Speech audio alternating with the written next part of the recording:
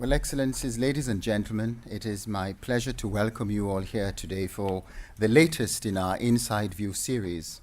This event is part of an ongoing Hague Institute initiative which aims to hold up a mirror to Dutch foreign policy and to ask where it has been effective, where reform might be targeted, and ultimately whether, in light of shifting global power and resources, the Netherlands' international engagement is fit for purpose. I would like to note that in our audience today, in addition to strong representation from the Hague Diplomatic Corps, we have the privilege to welcome former Defense Minister Dr. Wim van Ekelen, Mrs. Marit Mai, Member of Parliament, General Hans Veeren, the Deputy Chief of Defense Staff, and Mr. Rob Swatbo, Director General of International Cooperation at the Ministry of Foreign Affairs. This morning's discussion follows a highly successful series of events focused on foreign policy in the broadest terms. We had the honor of hearing through the course of last fall from some of the most senior foreign policy experts in the country. First, former Directors General in the Foreign Ministry, amongst whose number we count our own Ambassador in Residence, Boudewijn van Eynenam, looked at the principles underpinning international strategy. A subsequent panel held on United Nations Day convened the Netherlands' former UN ambassadors, who took stock of the state of the country's multilateral engagement. The final phase of the series concluded in December with a unique discussion with 4 former Ministers of Foreign Affairs who answered tough questions about the extent to which the Netherlands should seek to be a key player in the international system or focus more keenly on its economic position. The insights gleaned from these first 3 panels has encouraged us to dig deeper and to explore some of the critical challenges exposed by both by changes in the domestic consensus and by key international trends. This morning, it is a particular honor to welcome Professor Jan Pronk, former Minister for Development Cooperation, Professor Joris Voorhoeve, former Defense Minister, and Major General Frank van Kappen, Chair of the Permanent Commission for Foreign Affairs, Defense, and Development Aid in the Senate, and my former UN colleague. Today's discussion focuses on the interplay between defense and development policy. These are, of course, 2 essential aspects of any country's international engagement, and 2 elements of the foreign policy toolbox, which are especially salient for the Netherlands. In a previous era, defense and development represented 2 opposing ends of the foreign policy spectrum. These were, it was said, 2 worlds which were unlikely to meet, never mind achieve common ground. In welcoming today's eminent panel, we prove the skeptics wrong, though I suppose the degree of common ground which is forged today will depend on our panelists. The gracious participation of our guest speakers, I believe, speaks, to the burgeoning cooperation between the defense and development communities. In the Netherlands, emblematic of a trend seen across the West, the received wisdom of departmental rivalry has been quickly superseded by an emphasis on whole-of-government or comprehensive approaches. Many have heralded such joint efforts as key steps towards improving the efficiency and effectiveness of international efforts in fragile states, but such developments have not been without their critics. Civil society organizations, particularly representatives of humanitarian NGOs, raise concerns about the militarization of aid, which, it is argued, may not only make development and humanitarian efforts counterproductive, but may also put civilians at risk. How then can we strike the right balance between military operations and development programs. How particularly should the Netherlands orient its assistance when it comes to international development and peacekeeping efforts? Has the divide between development and defense been irrevocably bridged, and at what cost? These are some of the questions that our panel will engage today, and there could be no group better qualified to enlighten us. To introduce our eminent guests and to moderate today's discussion, I would now like to hand the floor to my colleague, Abiodun, who has been instrumental in convening this and other wider Inside View series. Abiodun, thank you very much for your tireless efforts, and you have the floor. Thank you, Abi. Does this work? Okay. Thank you, Abi, for your introduction, and a warm welcome to our guests and to the members of the panel. Before introducing them, let me, just to get you in the mood, take you away for a moment from this meeting here today, back into the previous century, the 70s, the 80s, and let me remind you that in those days, indeed, as the President has pointed out, development and defense belonged to two totally different worlds. Defense more from the right, development more from the political left, and I think many believed that in those days that the one could do without the other, and in fact there were also many who felt that the one should do without the other. It was as if the twain would never meet, but Mark Twain proved wrong. Because today, of course, we are witnessing a much closer relationship between defense and development. We have the so-called comprehensive approach of diplomacy, defense and development, the 3 Ds. We have the Stability Fund, the International Security Budget, and it's very clear that this closer cooperation between the two is a very positive development, that we have made important progress. The purpose of today's discussion is to see if and where we can take this positive development further. Make progress by exploring where defense and development can strengthen each other even more, and we have to be realistic where the two should stay apart to avoid unwanted mission creep. I'm convinced that if we take the lessons from various peacekeeping operations and the inside experience of the distinguished panel here seriously, that then we will be able to help improve the efficiency, the creativity, and the effectiveness of Dutch foreign policy. The second main issue I would suggest for today is the question of the focus of the specific Dutch contribution to multilateral peacekeeping and development. As is mentioned in the note that we have prepared for this meeting, this question is on what conditions should the Netherlands, with its defense and development cooperation, be willing and able to contribute to international peace and global justice. It's interesting to see that also here we have a dichotomy between roughly those who feel that the Netherlands should focus on its tradition of promoting the rule of law and reconstruction, and others who believe that we also have a responsibility to participate in multilateral heavy lifting, no army light, but retaining a more significant military posture.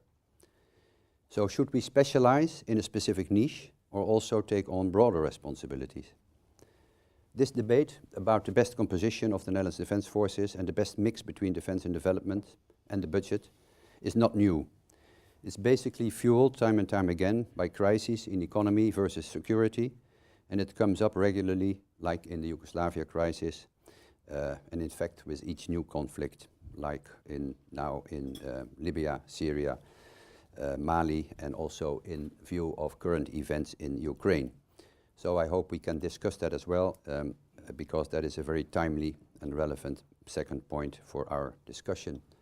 Ukraine will be discussed in the second chamber tomorrow, so maybe we can provide some useful suggestions to our parliamentarians.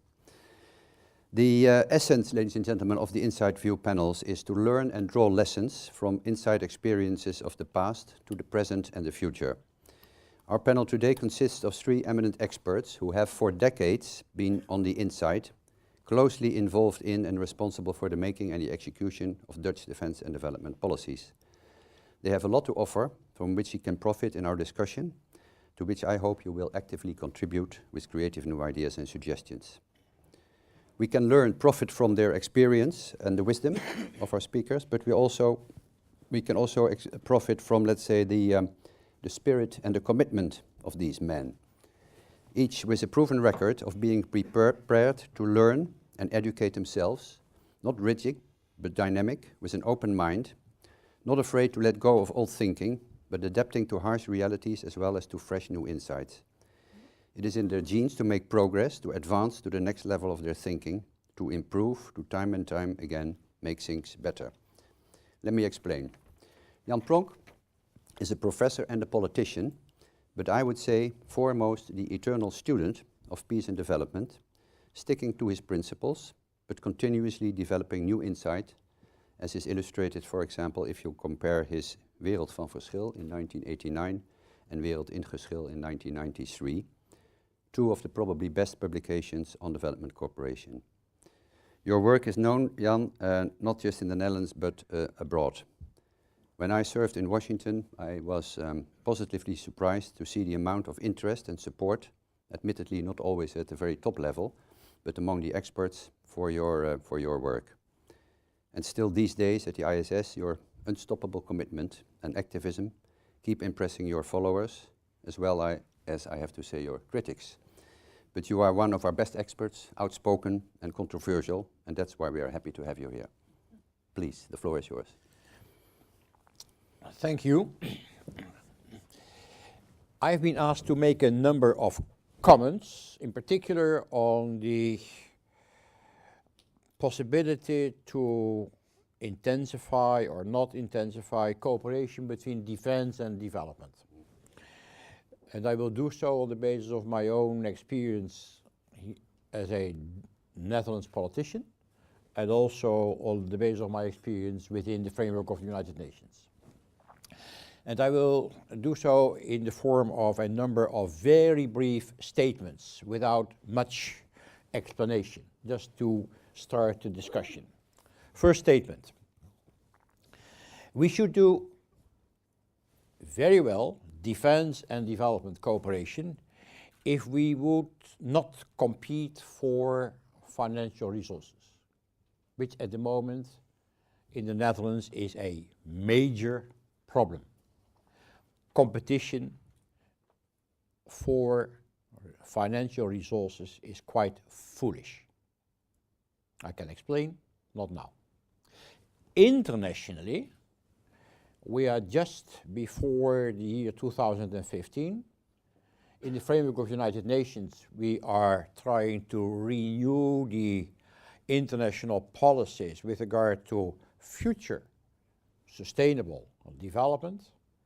I can say a lot about all the chapters within that overall framework. I think it would be wise, and I didn't see that happen so far, if there would be a common approach also using the momentum between international defense and development cooperation with regard to the future environment for sustainable development.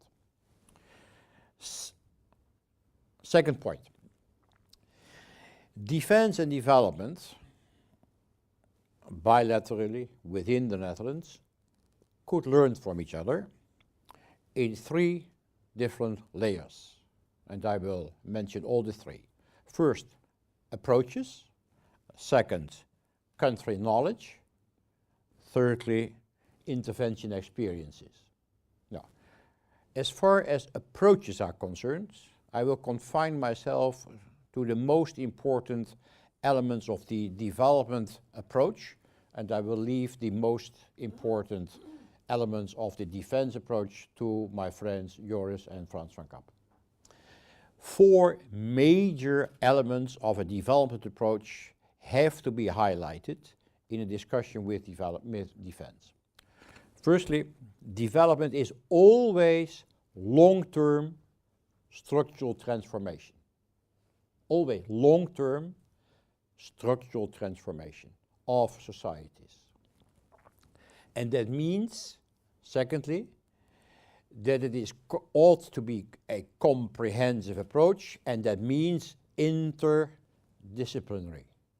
Not only, and I'm saying that as an economist, economically. Thirdly, it ought to be people-oriented rather than state-nation oriented. Of course, state-nation is extremely important, but states and nations are there for the people and not the other way around in development. And fourthly, inherently, there is no development process which is not conflict-ridden. All development processes are basically conflict-ridden processes.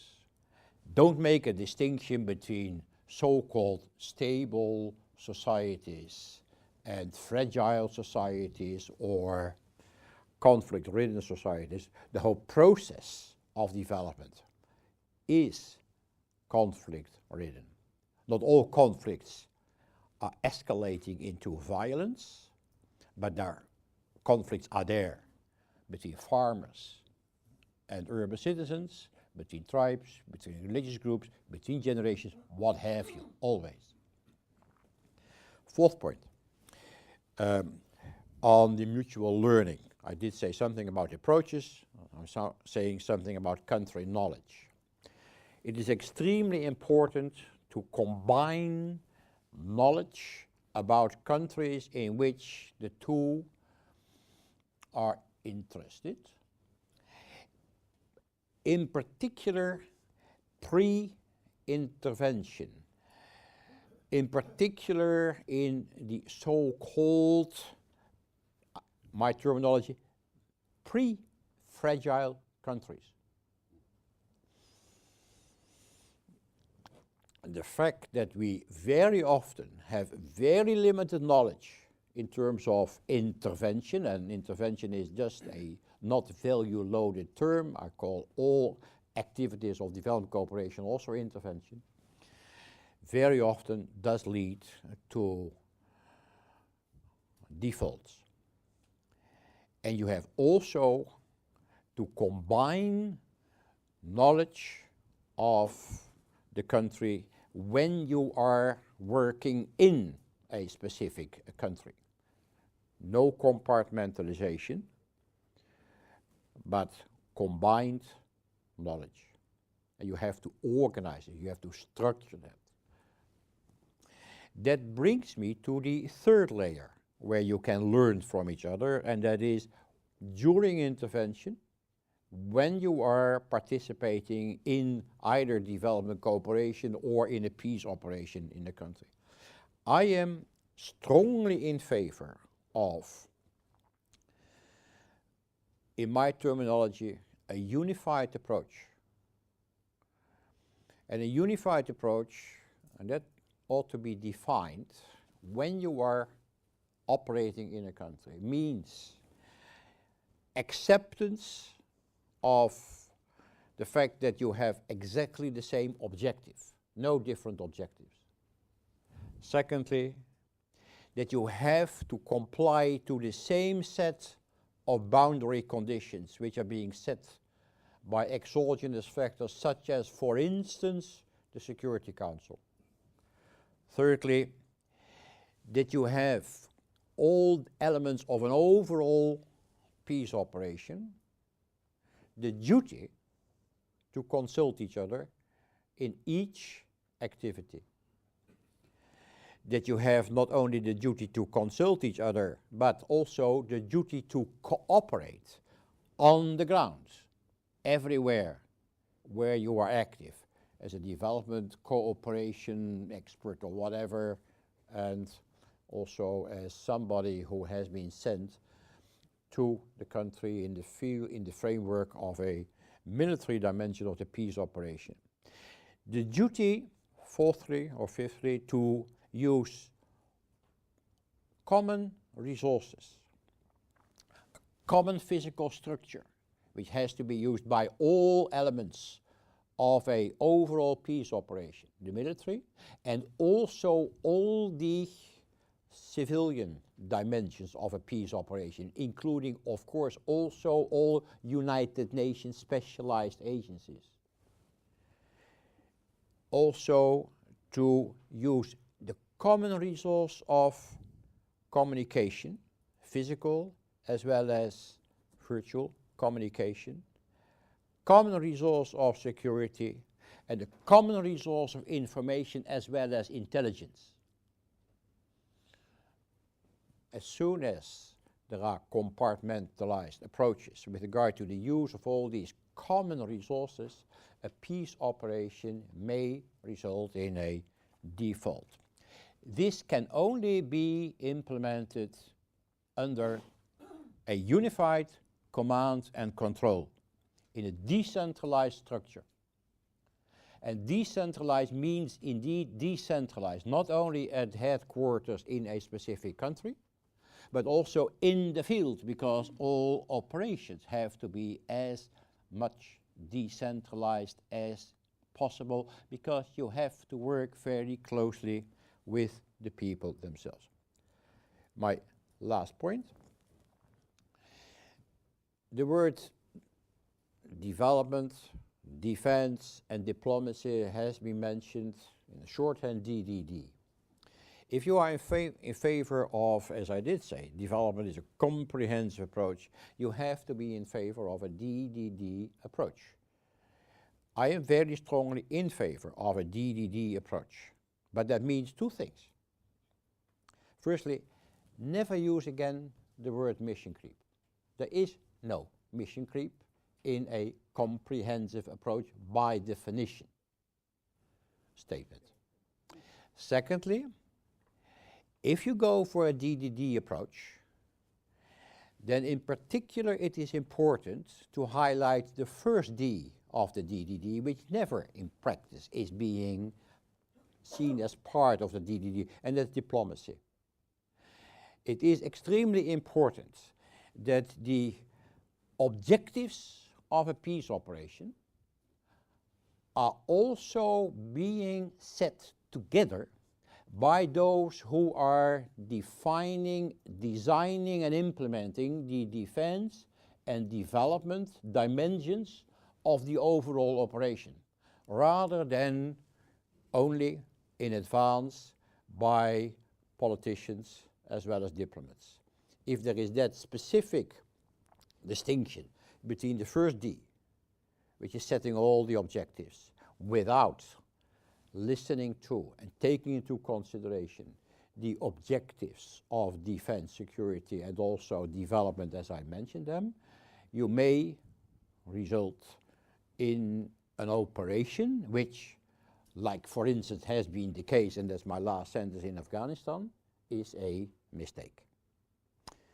These were just some introductory statements for discussion. Thank you. Thank you, Jan. Just one quick question. I mean, does this imply what you said also about mission creep, that there are no limits to further cooperation, coherence, integration? No?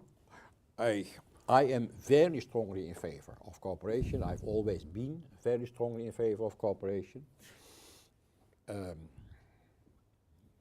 Not so much in the 70s, which was a totally different period, but in particular after '89, not because of the end of the Cold War as such, but because of the fact that the end of the Cold War did have as one of the consequences major increases in the conflict potential capacity to have conflict escalation in many individual countries, everywhere. That was, of course, also there before '89, but it became an overall structural world phenomenon after 1989. And if that is a major phenomenon, then you can no longer go for compartmentalized approaches. That's the reason why, for instance, in the Netherlands in '96, we had that integrated approach within the Ministry of Foreign Affairs. And that had major consequences also for the organization. Whether it's still integrated, I do not know. I cannot follow that. But that was one of the major consequences of that new analytical insight, together, of course, also with increasing cooperation between defense and development, which we had to learn at the time after '89, and Joris and I both had to learn this also after my cooperation with Reders de Beek in advance. But I think gradually we did so, and I am very strongly in favor of further intensification, also based on my experience in the field itself. Okay, no, that's clear. Thank you, Jan. Pronk van Kappen, ladies and gentlemen, was a major general in the Dutch armed forces. He was, as they say in military terms, deployed in the United Kingdom at the time in the United States and in the Caribbean, and appointed advisor for peacekeeping to UN Secretary General Boutros Boutros-Ghali in 1995, which must have been a quite new, different and challenging experience in the headquarters of the UN at this critical juncture of its military and political dimensions.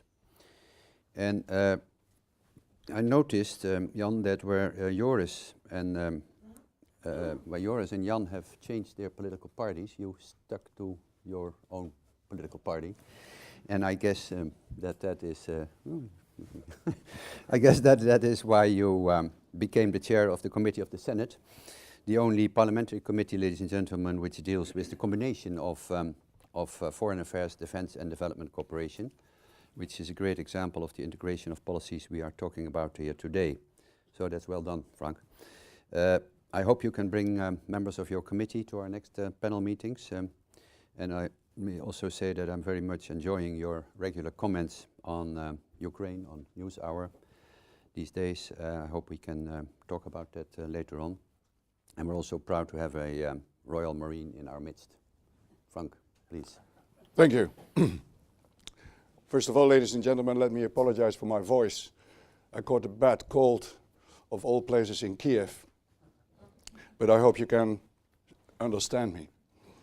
Before I start, let me give you a warning.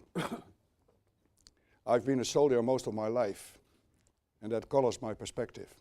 I'm now venturing in politics for a short period of time, but 38 years in the military, you cannot rub away. And I do not apologize for it. I am what I am. So when you listen to me, don't believe everything that I tell you. Remember where it comes from. But my only consolation is that you are the victim of your background also. So maybe if we realize that, we can forgive each other. Rather disappointing is that I do not disagree with anything that Mr. Pronk has said, which is not good for the discussion, but all the points that he made, I agree with. So let me venture a little bit on the military side and how in the execution of this comprehensive approach, what are the seams in the whole system, and where do we have to be very careful. Just after the Cold War ended, we in the West, we thought that peace had broken out, and that with our technology, we would have an all-pervasive surveillance of the battlefield. We would be able to do standoff engagement. You know, you don't have to get close to the enemy, but with smart missiles, cruise missiles, you could hit the enemy from 1,500 miles distance without looking him in the eye. And we could avoid ground combat. Ground combat is bad because you get casualties. The people in the streets are going to react, politicians are going to react, and they might pull the plug on the operation. So we really thought that we were on top of all this.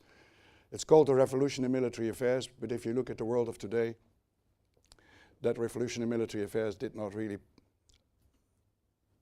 work. It worked at sea and in the air, but not in the land warfare area. And the reason is that nowadays we are not engaged in warfare, but we are engaged in conflicts other than war, as it is called. Quite often in intrastate conflicts, bloody civil wars. And the fact of the matter is that if you are involved in a conflict other than war, you cannot remedy the causes of that conflict only with the military. The roots of these conflicts are very complex, and you need a comprehensive approach, like Mr. Jan Pronk said. It has to be a cooperation between the military and a whole wide variety of actors in the civilian domain.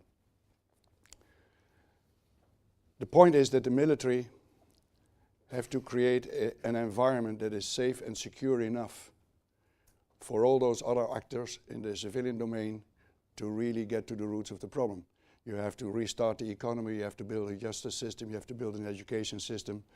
The military can paint a school, but they cannot make an education system for you. So this very close cooperation between the military and all the civilian actors in the civilian domain is absolutely essential if you want to be successful. Let me give you a practical example how difficult this can be. When I came back from the UN, I was asked by my other favorite bureaucracy, NATO, if I could work for them as a senior concept developer and senior mentor. And my first job in 2004 was mentoring a general who was going to become the first force commander in Afghanistan. And NATO had organized a big exercise near Civitavecchia in Italy. And the staff and this general were there, and they had to execute a very complex scenario. The scenario that was given to them by the exercise staff was really a scenario of a conflict other than war. It was a conflict far away. The intervention was based on a UN Security Council resolution, which was wishy-washy and not really very clear. Different groups were fighting with each other. The government had collapsed. There was terrorist activity. There were groups of refugees and IDPs sloshing through the conflict area. And all the problems that came out of this scenario had to be resolved by this general and his staff. This was an old general. And he said to me at a certain moment, you know, I'm too old for this. I'm a product of the Cold War. I've been trained to stop the Russians. And sometimes I'm longing back to the good old reliable enemy from the East. You must be careful what you wish for if you look at the situation of today. And he said also that I do not know how to handle this. You tell me that I also have to take care of the law. I'm in charge also of maintaining law and order. What law do I have to maintain? Because in international law it said that you cannot commit genocide, but it does not tell you that you cannot steal a chicken or rape your neighbor. That's in national law. So what law do I have to maintain? My answer was, your problem. That's the reason they made you a general. Figure it out. The other thing is, he said, what do I do with all those refugees and IDPs? They're sloshing through my operational area. What do I do with them? I said, well, it's your problem. That's what they made you a general for. Talk to the NGOs, talk to the humanitarian community. You cannot resolve it on your own. The military cannot resolve that. Don't touch it. The other thing is, he said to me, I am controlled by politics, by the politicians. My mandate is political. Politicians decide if I go forward, backward, left, or right. But all those people that you tell me that I have to talk to, the NGOs and all those other international organizations, who control them? I'm controlled by the politics, but they're not controlled by politics. They have all their own agenda. And I'm not in charge of them. I can ask them to do certain things, but if they refuse to do it, what do I do? Why am I telling you this? Because these are typical problems where the military in the field bump into when you have to conduct this comprehensive approach. The other thing is that if you look at the military, they have very clear levels: a strategic level, an operational level, and a tactical level. That's because it's an organization that has to be able to perform under crisis circumstances. That's the reason they are hierarchical, difficult word, and they have these levels. For example, the NGO community is as flat as a pancake. They don't have these levels. So the problem is, where do you plug in? To phrase it in the words of this general, he said to me, who do I talk to when I want to talk to the NGO community? Where's the boss? Eventually, he came to the conclusion that he had to operate in a network of a whole variety of actors. And there was no recognized network manager. So it's a network that operates. The parties in that network influence each other and are influenced by each other. but there is no recognized network manager, which for the military is a very frustrating experience. And still you have to operate in that network, and there's nobody you can turn to who is in overall charge. These are some of the problems that you bump into. Allow me, do I have another minute? Let me give you another example of where it can go wrong. Then I'll give you an example where it went well. We had an operation in Angola. UNITA was fighting the government. There was a peace agreement. There was a UN force of about 8,000. One of the things that the UN force had to do was to collect the weapons from UNITA, the rebel movement. And they had organized quartering areas where those UNITA fighters had to hand in their Kalashnikov, which, by the way, is as good as a credit card in New York. You can make a living with a Kalashnikov. And then they had to hand in their Kalashnikov, and then the NGOs would come. We had made arrangements with them to teach them bricklaying, pipe fitting, carpentry, whatever, to give them a profession, to give them a job, to train them. And my boss then, Kofi Annan, sent me to Angola because things were going terribly wrong. And I arrived in the El Mundo Perdido, which is the southern part of Angola. In the colonial times, the Portuguese called it El Mundo Perdido, the lost world. It is total, you can't imagine. Steaming hot, bare, and in the middle of this all was this UN quartering area, guarded by a Zambian UN company with a 24-year-old lieutenant in charge. And when I got out of my helicopter, he said, "Sir, I'm so glad you're here. Your soapbox is ready. Speak to them."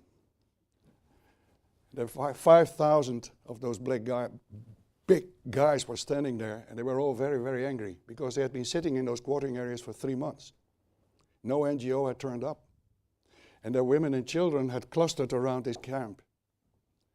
And of course they were hungry. There was nothing there. So they came to the UN camp and said, "I'm hungry. Feed my children, feed me."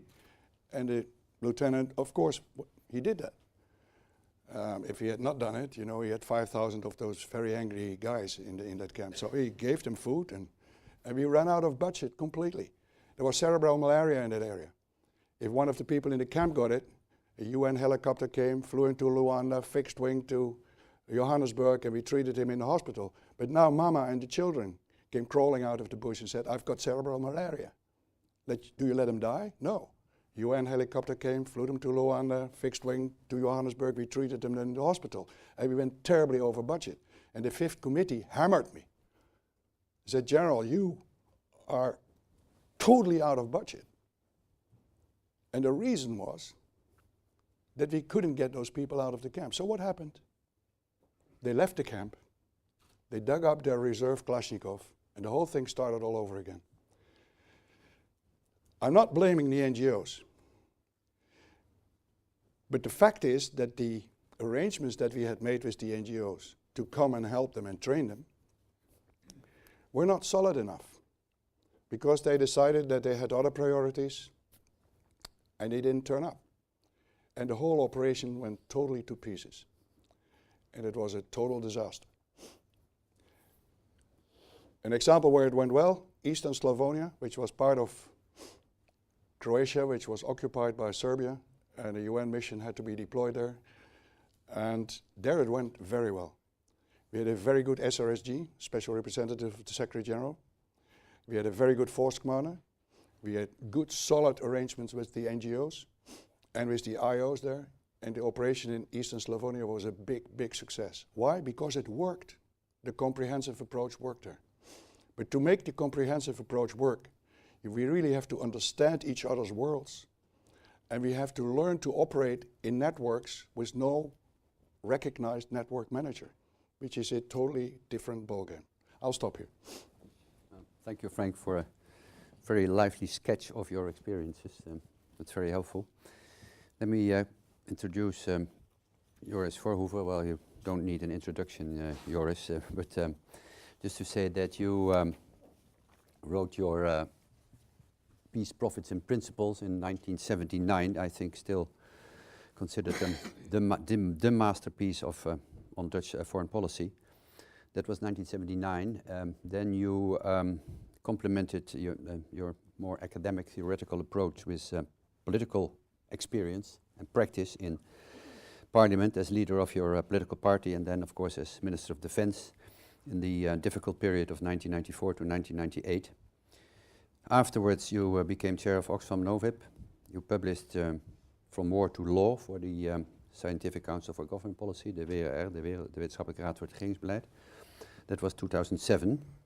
And I think it's interesting to see these landmarks in the development of your own thinking. Also remember, more on a personal note, I see Herman Schaper here, that we had our discussions many years ago on the Dutch foreign policy, and I think I would very much like to come again to your lectures and see how your and my own thinking have developed over time, because that is fascinating. Joris, you're always considerate and thoughtful. Thank you so much for joining us, and the floor is yours. Thank you very much. To begin with, there is nothing for me in the contributions by Frank van Kappen and Jan Pronk that I'd like to take issue with. I don't quarrel with it. So I think the things that were spoken are very well said and wise counsel in general. I'd like to add a few points, and I hope much more discussion will come from the audience. What is the common purpose that defense and development cooperation share? That's important to start with. The common purpose is basically, to put it very briefly, to enhance human freedom. Not in the sense, freedom not in the sense of commercial liberalism, which prevails in most thinking, but in the sense of own responsibility of people for their own choices at many different levels, meaning also for the consequences of their own choices. In the Netherlands, we have gotten used to a situation where freedom is defined as the freedom to buy what you want and to say whatever comes to your mind, irrespective of the consequences for society and social relations. Freedom is own responsibility, and I think that is also the core of the purpose of both defense and development in our time. What can defense contribute? Defense cannot impose democracy. Defense cannot make states. Too much is expected from soldiers, from the military occupation. Again and again, the military are quite hesitant to go into military interventions because they notice that politicians expect much more from that profession than the profession knows it can do. The crucial thing that military can do is remove obstacles to freedom. Remove a very criminal or violent or suppressive regime or criminal gangs which terrorize a country and create a certain amount of security. The military themselves cannot produce the crucial thing for the future, and that is a state which guarantees rule of law. And that is where it again leads, after many military interventions, to a certain disappointment. Often the military intervention goes quite well, not always, but often it goes quite well. It's like surgery, but what happens with the patient afterwards? The removal of obstacles to freedom and creating security and a secure and safe environment then leads to a situation where self-determination and the building of state and society is crucial. And that is the task of others to encourage.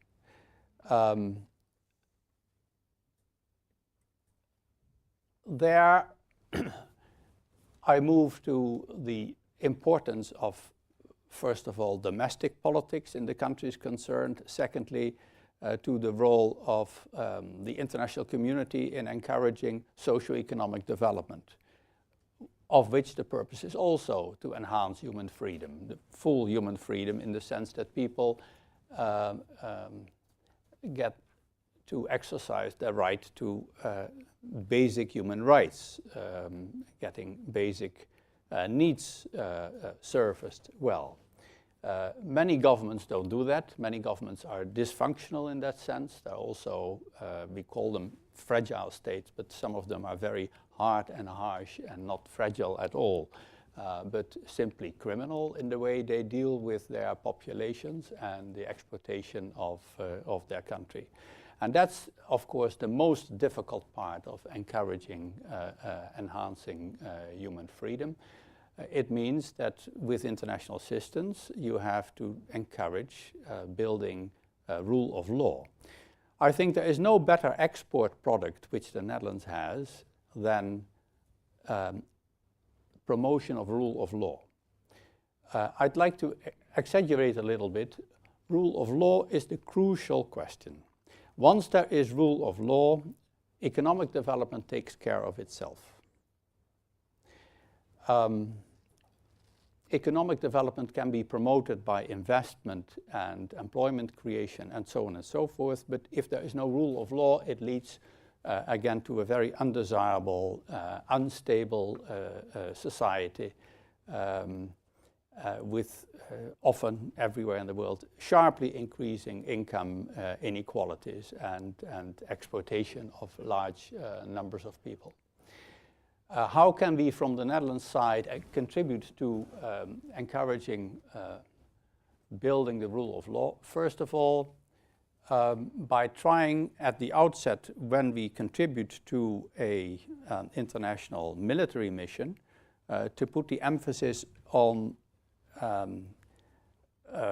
that end state to be achieved, and also negotiate with allies and friends and United Nations on how that end state will be promoted. Otherwise, again and again, it leads to disappointment about the chaos that breaks out after the international community leaves.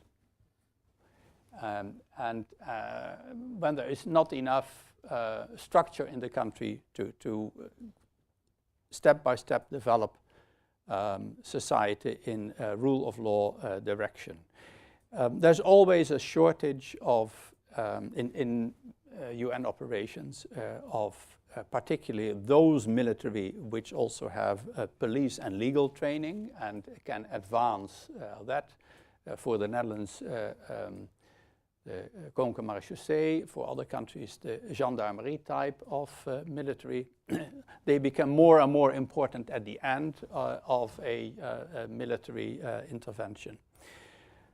And for the development aid community, there is often not enough focus on how important this rule of law promotion is because of the traditional professional focus on, of development economists on investment and employment creation rather than rule of law. Rule of law is essential for economic development, so, and it's outside the field of economics, which is strange.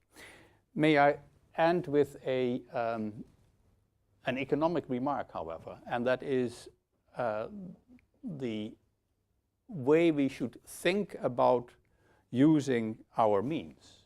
Which is basically an economic question. Do we use development assistance resources? Do we use military resources? Do we use other resources? Our thinking there has to be guided by simply an economic law. Where do we get the best marginal returns on our investment?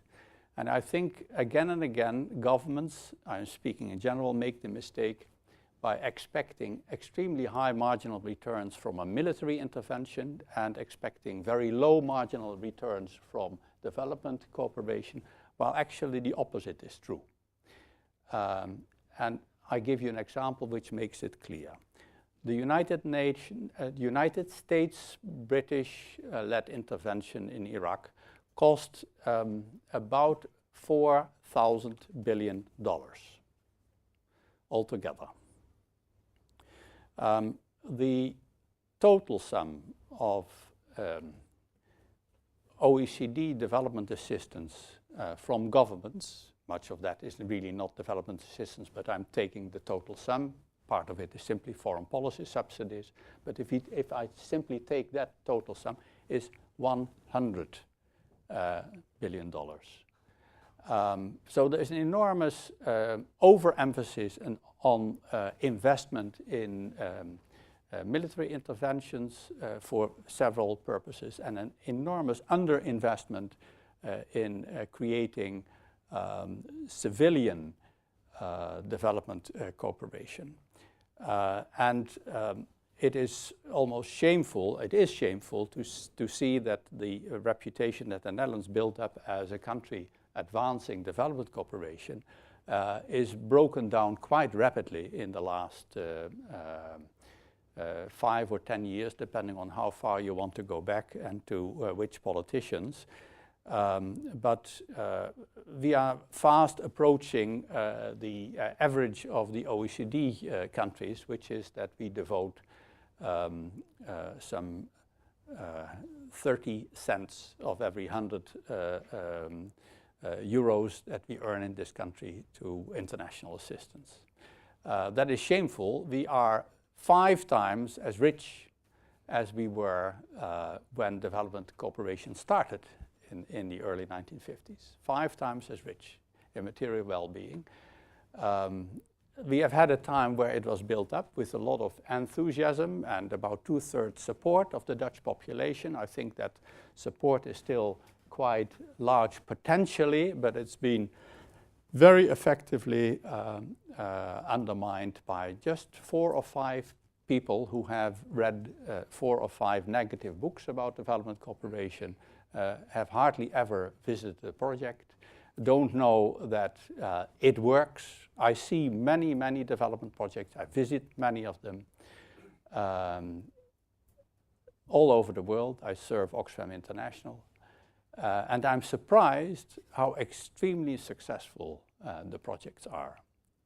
There is an interesting study by a Dutch professor of the effectiveness, evaluation of projects. He compared the evaluation of projects in the sphere of development cooperation with project evaluation in the sphere of small and middle-sized business in the Netherlands. Now, mind you, small and middle-sized business in the Netherlands, that relates to choices, investments in a stable legal order with certainty for the investor and all kinds of laws and regulations and guarantees.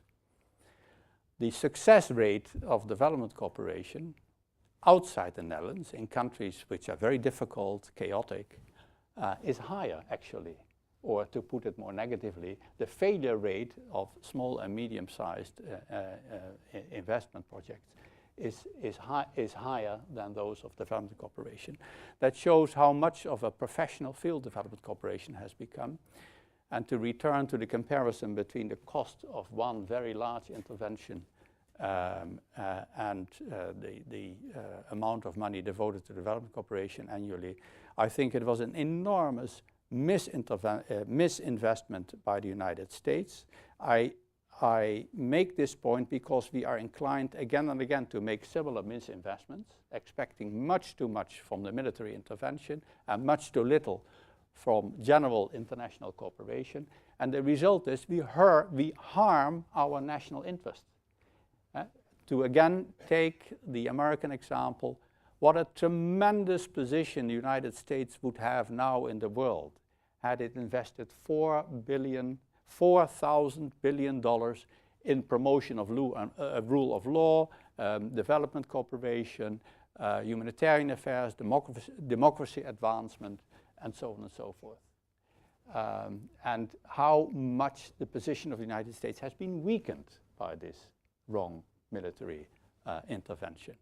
It's an extreme example, but it makes it very clear.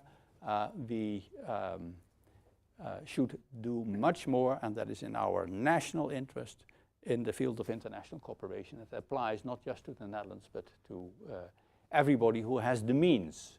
And there are many, many more countries than the OECD area which have plenty of means for international cooperation. Thank you.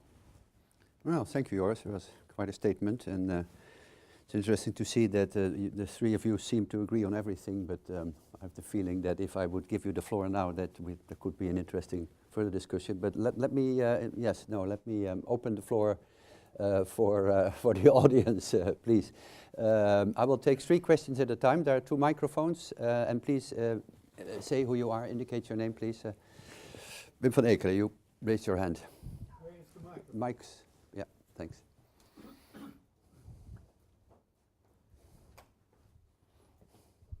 Well, thank you very much for a very interesting discussion. As you said, people agreed, but I don't agree entirely. I think the common ground which we have now, I think also in the Netherlands, is that we recognize that without security there cannot be much development. But on the other hand, if there is not real development, we'll not have much security either in the future. I think that is quite different from, and Jan mentioned it, the rather antagonism of 30 years ago. But to say then that we need a 3D approach, defense, democracy, development, I think that's wrong. I fully agree with Joris that the real thing is rule of law. So I would advocate that we don't talk about defense, diplomacy and development, but talk about security, rule of law, good government, I would rather say, good governance, and development, yes. And I would advocate that, and maybe the Institute can do that we try to change the vocabulary. I think, by the way, that in foreign ministry already you don't talk very much about 3D at the moment, which is a good sign. And so have a sort of strategy, because as Van Kappen rightly says, it is not the old type of war, it is war among the people. And what do you do in war among the people with either good governance or security? And that, of course, you can only do together. By the way, I think that the Aceh mission of the European Union was probably the best mission of all, including the UN mission. With less than 300 people, we managed the conflict. So my suggestion is, can we in the Netherlands not focus a bit more on the strategic aspect of these questions? There was a recent publication in which compared Dutch foreign policy with a donut. We do a lot on the outside, but there's nothing in the middle. Thank you. Yes, please.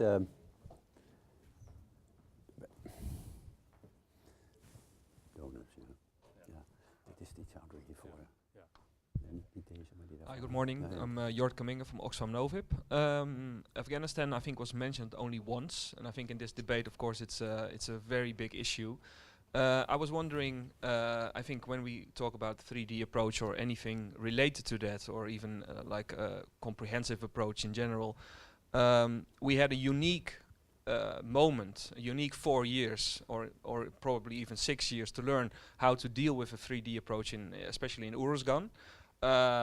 Even apart from all the political constraints and all the political discussions afterwards, and perhaps the compromise of a Kunduz mission afterwards, I had the feeling that in Afghanistan we were really learning within. So even the Dutch, but also in general, we were learning a lot about how these issues really work, how the cooperation with NGOs might work, how the provincial reconstruction teams actually were putting some flesh on the bone of these kinds of issues.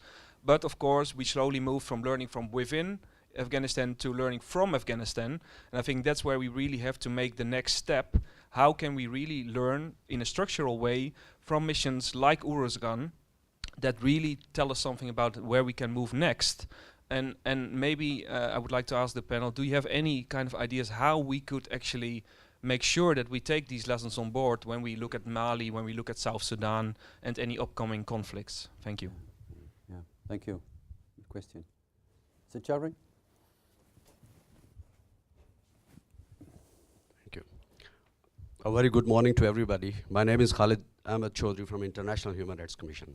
Mr. Joris Voorhoeve, bravo. A wonderful speech, wonderful words.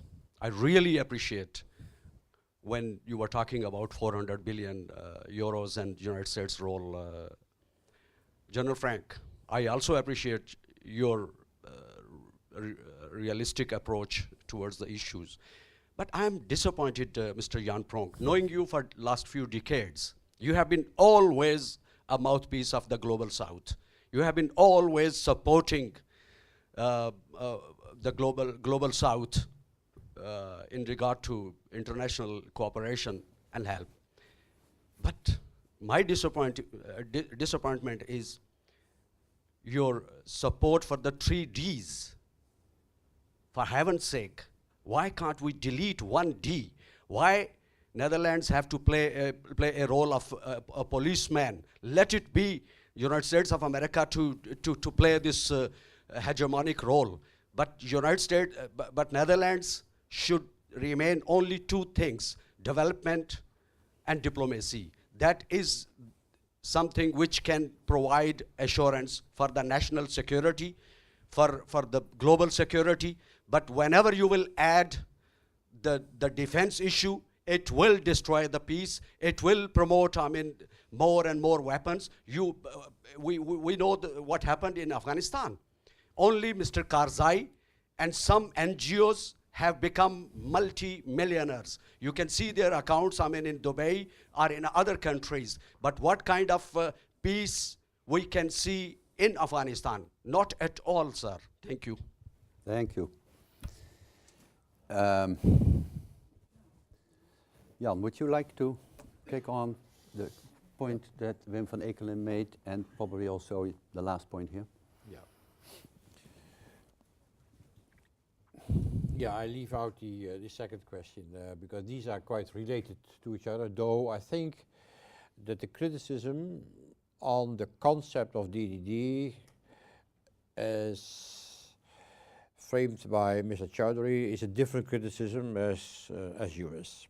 And of course I only made a statement and I said no explanation, so I have to say a little bit more about it. I am defending the DDD concept not as my baby. It was developed as a concept after I had already stepped down as a politician, as a minister. But there are a number of concepts which have been developed during the last 50 years, which in my view were steps forward. And I consider DDD as a step forward, but of course you have to define what DDD really is. And let me say in the beginning that I am afraid that I have not yet seen a true DDD approach in practice. Yes? But I'm in favor of a DDD approach as an ideal translation of what I call comprehensive. And comprehensive is holistic. It is everything. Development ought to lead to an increase in all dimensions of people's welfare, including freedom, human rights, etc. That means that you have to engage all stakeholders,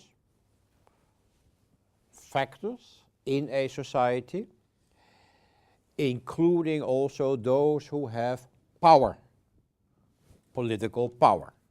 If you leave them out, I think you, from the very outset, already are missing the point. That's number one. Number two, from outside, so I would say UN, multilateral, or bilaterally, you have to define that overall objective also for your contribution to an international intervention or operation. But then you have to do so in a comprehensive fashion, and you have to use also all the specific instruments. A DDD means then you're questioning defense, you are questioning perhaps the political dimension. You have to use also your diplomats, your negotiators. I am afraid that in conflict-ridden situations, we have forgotten during the last 15 or 20 years what was called by Hammarskjöld and Boutros Ghali the prevention, and also the peacemaking. And we directly in the Security Council had discussions about peacekeeping, sending in the troops or not. That was a major, not a mistake of the UN bureaucracy, but the major issue amongst all those members of the Security Council. Do we send in the troops or not? Prevention and peacemaking hardly were issues timely used in the international framework. Maybe we had too much on our plate internationally, but we have a lot on our plate and we should not be too selective. And the fact that we have forgotten many countries to deal with them in a comprehensive fashion, economically, developmentally, security, rule of law and human rights oriented, did create escalation potential within a country at such a stage that we hardly could carry out any more internationally preventive and peacemaking activities. At the moment, I'm afraid that this is the case, let's be very clear, for Nigeria. It's one of the hotspots in the world. If Nigeria, the conflict over there, people do not think about Nigeria as a fragile, conflict-ridden country, well, you bet. And if that is going to explode, the whole area of West Africa is going to explode. It's not on the international agenda. It's a major problem. And I think the international community has to help the Nigerians, yes, in order to, well, to have a process a little bit more oriented towards freedom and rights and welfare, etc., than we do at the moment. There are a number of other countries at the same time also. Let me go back to the past. I think we all in the world have handled Libya in the wrong way.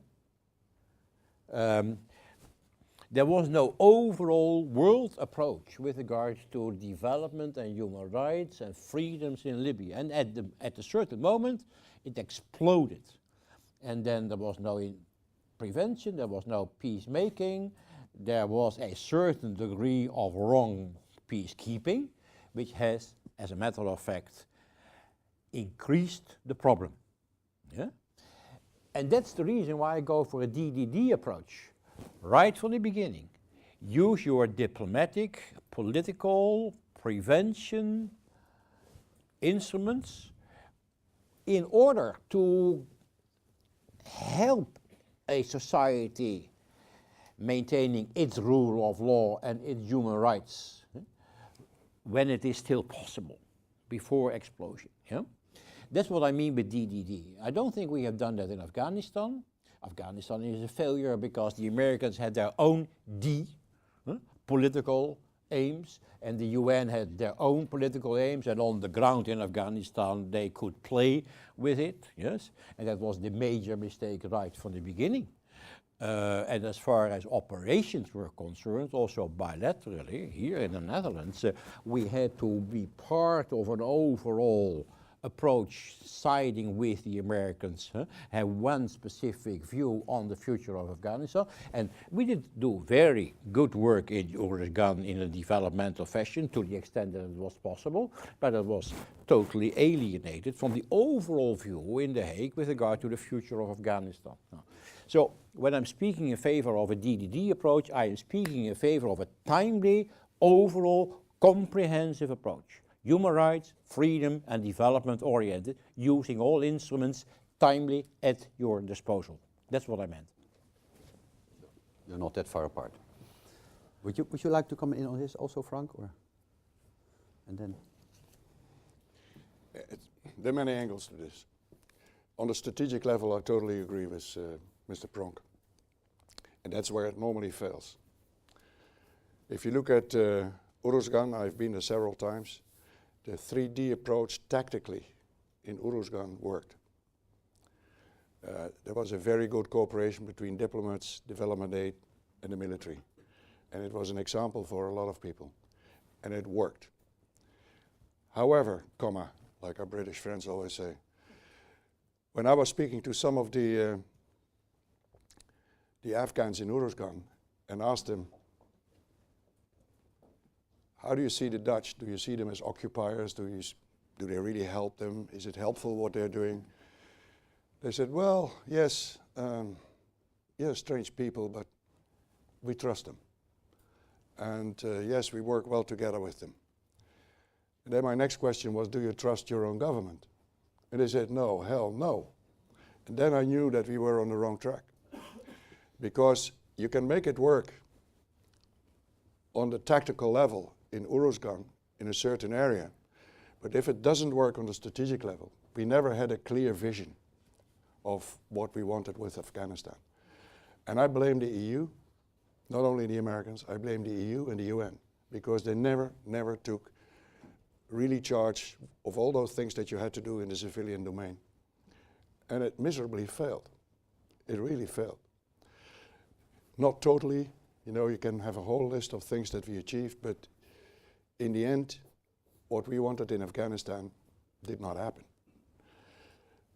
And I come back to what Mr. Voorhoeve also said. And now here's my background coming out. I want you for that. The military say it failed, but it failed because in the civilian domain it didn't work. And now we are blamed for it. Too much expectations projected to the military. Because we have no mandate to operate in the civilian domain, and we have no knowledge how to do it. Now it fails by this whole wide variety of actors that is operating in the civilian domain, trying to build a functional state, do institution building. But who's blamed? It's the military who are blamed. And there's a lot of frustration in there because the military put a lot of blood and a lot of effort in this. The other thing is, to Mr. Chowdhury, I totally agree. If it's not necessary to send in the military, please don't. Try to prevent it, like Mr. Pronk said. Do preventive diplomacy. Try to prevent the whole thing from exploding. But if it explodes, and the international community decides to intervene, either for humanitarian reasons or for geopolitical reasons, then you need the military. Because you cannot operate, you cannot do all the tasks in the civilian domain that you have to do if the situation is total chaos. So the military have to create, and that's, I think, I said it before and I say it again, the main task of the military is to create an environment that is safe and secure enough for all those civilian actors who bring the real peace to do their work. For the military, there is another problem, that is the spectrum of violence. The spectrum of violence can switch between permissive non-combat operations and full-scale combat operations in a snapshot. Let me use an example so maybe you remember it. I was in Angola with an Indian company, Indian UN company, and they were going up to São Remo in the north to do permissive non-combat operations. You don't wear sunglasses, which is unpolite, people can't see your eyes. You don't wear a helmet, you don't wear your weapon at the ready but at your shoulder, and you try to do good things. Permissive non-combat operation. Are you hungry? I can feed you. Are you thirsty? I can make a well, I can drink a well. Your bridge is collapsed, I can build your bridge. And it was one of those beautiful days that you can only have in Africa, early in the morning. Sun was shining, it was still cool, birds were singing, the Indian soldiers were having a very good time. They were doing something good. They were happy, and I was happy. I was with them. And suddenly, somewhere, machine gun fire started. And suddenly, in snap, we were in full-scale hostile combat. And the Indians lost 18 soldiers that day. And it took us 2 hours to fight ourselves out. And we still don't know what happened. And that is where you, if you look at the military in the operational spectrum, you are always operating in a cloud of uncertainty. Are we on the permissive non-combat side? Or it can switch in a snap to full-scale hostile combat. And that is what is so difficult for the military to do. They have to learn that. You cannot send each and every unit to do this work. You have to train them for it. It is hard work, and sometimes it's humiliating for the soldiers. It's difficult. One more thing about the rule of law. I said in the beginning, the rule of law, this general that we were training said, what law do I have to maintain? An example from, I paraphrase it a little bit. I'm looking at General van Weerens, I'm not going to. I paraphrase it a little bit. Was a young lieutenant in Afghanistan. There's 8 soldiers doing a patrol, coming at the village, seeing a whole bunch of armed tribesmen, and a woman who was being stoned. The lieutenant says, well, I'm here also to maintain law and order. This can't be right. So he goes to this mob and says, what's happening here? Well, they said, the woman is being stoned because she was unfaithful to her husband. The Sharia has spoken, and she is now getting her punishment. She is being stoned. What do you do? What do you do? 8 soldiers, young lieutenant, and you're confronted with this. What law are we going to maintain? The Sharia? International law? Or Afghan law that's made in Kabul and nobody really knows? This lieutenant had to make an operational assessment. Do I get away with it when I try to stop this? He had to make a moral assessment. Can I live with this? He had to make a legal assessment of this. And this we asked from a 23-year-old lieutenant. What he did is he stopped it, and he got away with it. He took the woman with him, brought him to the camp. His camp commander wasn't that happy, because what do you do? Eventually, they managed to find an NGO in Kabul who could take care of this woman. But again, I'm telling you this because if you talk about maintaining law and order and the rule of law, sometimes you are in operational areas where there is no law. De facto, there is no law. And quite often the military are bumping into these situations. And this is not generals or colonels who have to resolve this. This is quite often very young officers who have to make this judgment. And this guy did the right thing. When I asked him, why did you do this? He said, because I couldn't get any counsel. I was out of radio contact. I was in the middle of nowhere. I'm not going to counsel with my soldiers. They expect leadership from me. And for me, the only judge that I had was myself, my inner self. And I knew that I couldn't live when I left this woman here to die. So that's what I did. To hell with the consequences.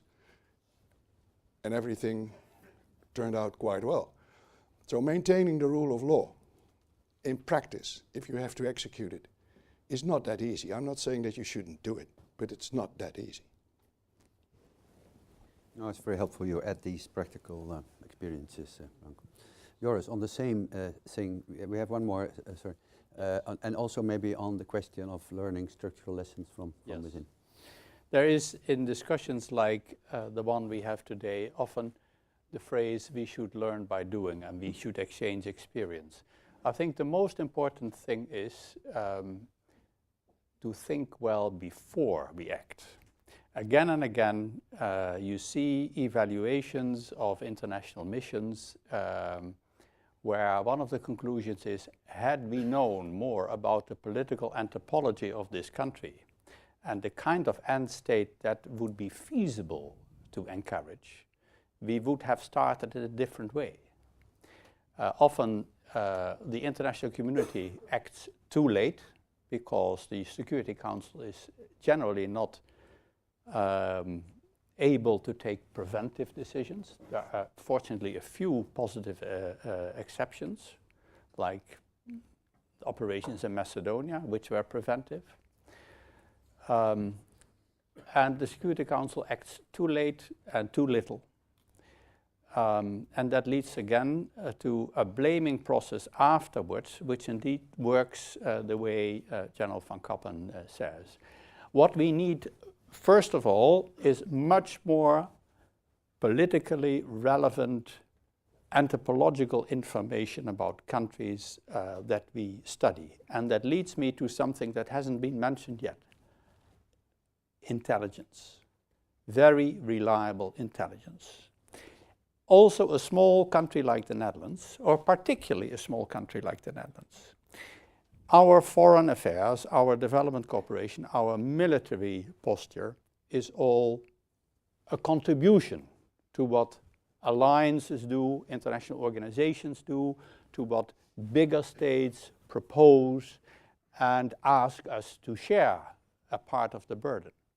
Before we say yes, we have to raise very, very critical, well-thought questions based on a lot of good information about the situation at hand. So it all starts with intelligence, intelligent thinking and intelligence sources.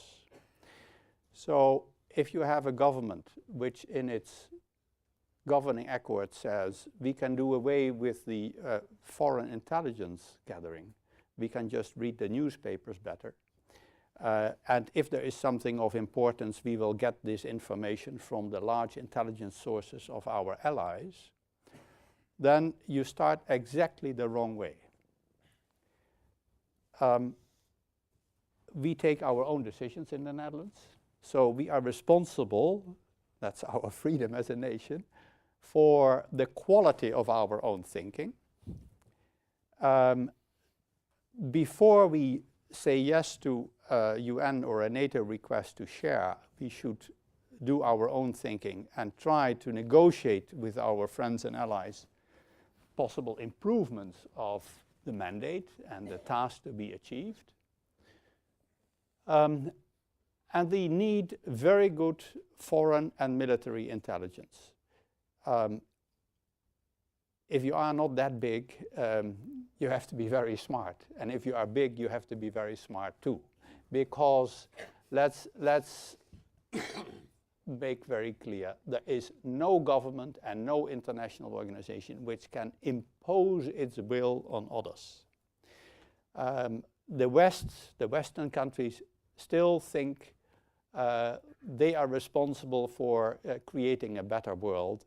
They are a small faction of the world, and they are shrinking rapidly because of the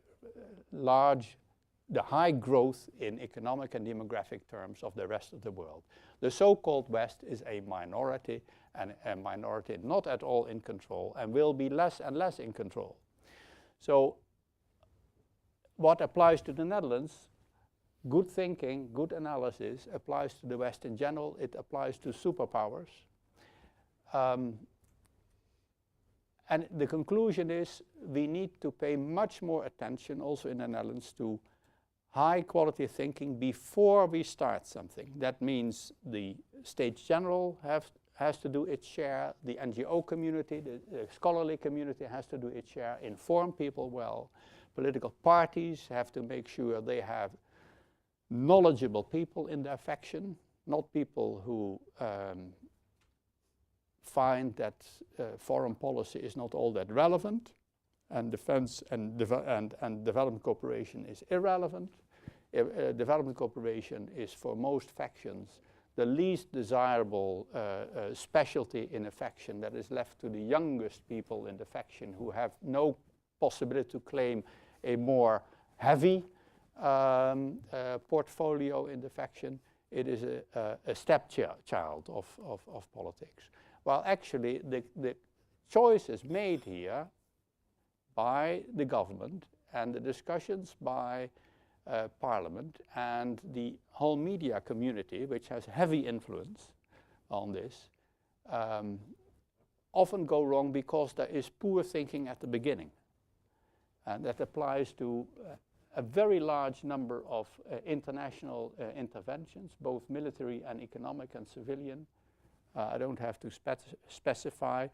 There fortunately are always a number of favorable examples where things turned out well. I mentioned Macedonia. Let me add one sentence on that. That was because the United States was interested in prevention and acted early. It was because the European Union, the United Nations, and NATO delivered similar messages in Skopje. And they acted in time to avoid the high risk of a civil war breaking out there. There was also the perspective, of course, of future European Union membership and future NATO membership, which is one of the best means to help calm down tensions in a country, because then countries behave. Much in Central and Eastern Europe went much better because of the enlargement perspective than it would have gone without it. I'd like to mention that because that has a very specific influence. Jan, you are. May I add? Yeah.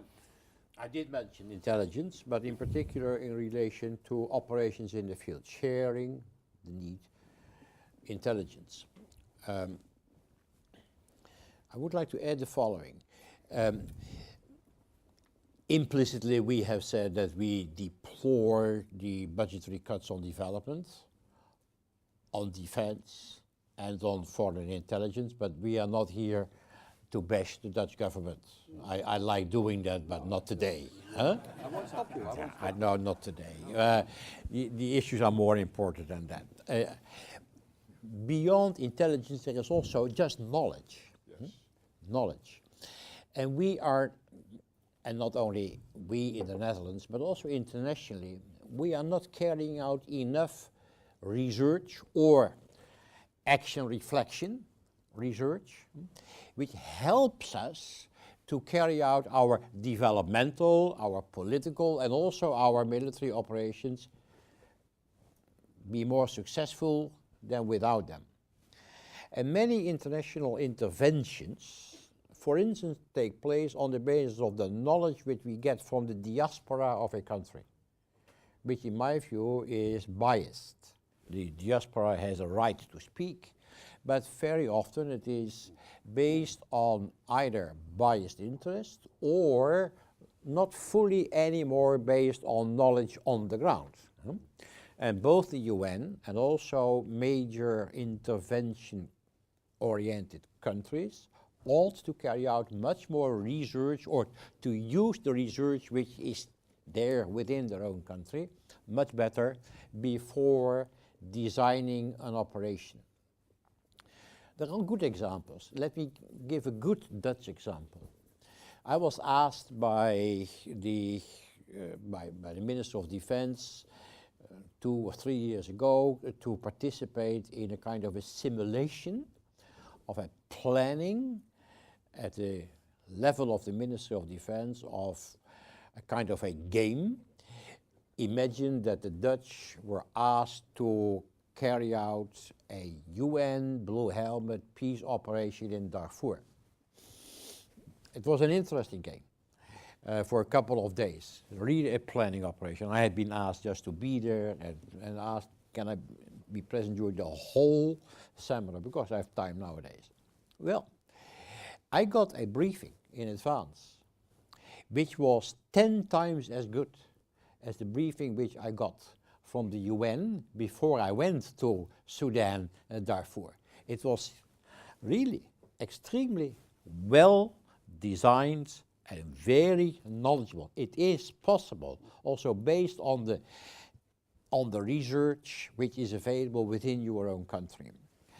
So I'm very much in favor of knowledge-based operations, and that again also is a reason to pay much more attention to preventive diplomacy and peacemaking, making use, of course, of also developmental activities which have taken place within countries to be used in designing a comprehensive operation if necessary. And if you base yourself on the wrong knowledge, which very often is the case, then the outcome of your operation in the end will feed the conflict rather than help de-escalating the conflict.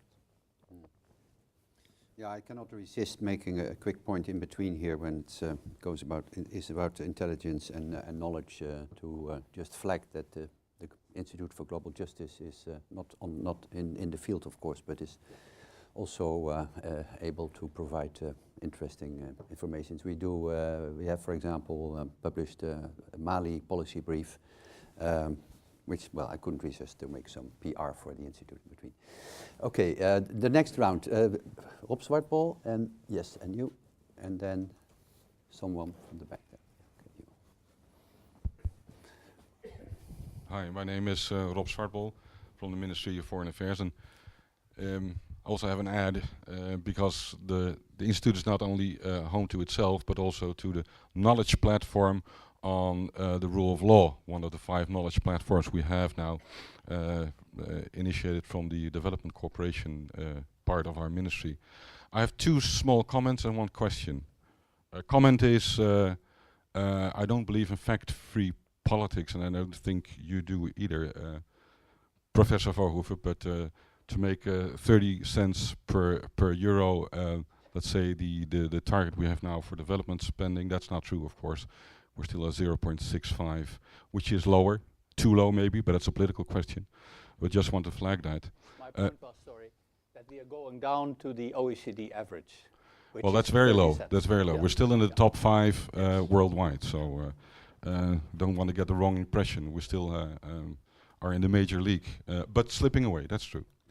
Yeah. Second is about the comprehensive approach or integrated approach. We still use 3D wordings. We even have a 3D unit. What's in the name? Because nowadays we have weekly meetings between the top brass of the Ministry of Defense, the political director of the Ministry of Foreign Affairs, I myself are there. We have our director of the Stability Unit we have, and the Ministry of Justice, which is a full member now of the weekly steering group on operations. So it's much broader even than that. Ministry of Justice was not mentioned so far. Integrated approach in my view, is that it's not only a sort of 3D approach at the same time in one operation. So I fully agree with what Jan Pronk said, that it is holistic. It's also about the private sector. A lot of criticism about the private sector in the policy of Minister Ploemen. But if you look at the peace dividend, for instance, you need, or in Eastern Congo, the DRC, you can disarm youngsters, but if you don't provide them with jobs, it's very difficult to work. Does not have to happen all in the same time. So you can have a 2D operation, and as a consequence, or after or before, another D. The question is, if you take that integrated approach, how political can development policy be then, Mr. Pronk? Because if you look at fragile states, for instance, you have to work with the political economy or not. You say it should always be people-oriented. And this is a dilemma. I think we failed with our development intervention so far in South Sudan because we did not see the latest crisis coming up. We know Mali, where we didn't pay enough attention to the north. Should the development part of the integrated approach be very political or not? First, if it's okay. Thank you. Yes, ma'am. Thank you so much. My name is Madame C, Ambassador of Senegal. I would like to congratulate those who organize this high-level panel. It's really a very high-level discussion, and congratulations for all of you. I don't want to speak in French. I think I speak English only. I don't have a problem with the concept, whatever they are. The 3D, what I want is prevention. Prevention can be in diplomacy, include in diplomacy. So I don't have any problem for that. But Professor Pronk, you talk about unified approach. The Major General speak about comprehensive approach. And I might say integrate approach.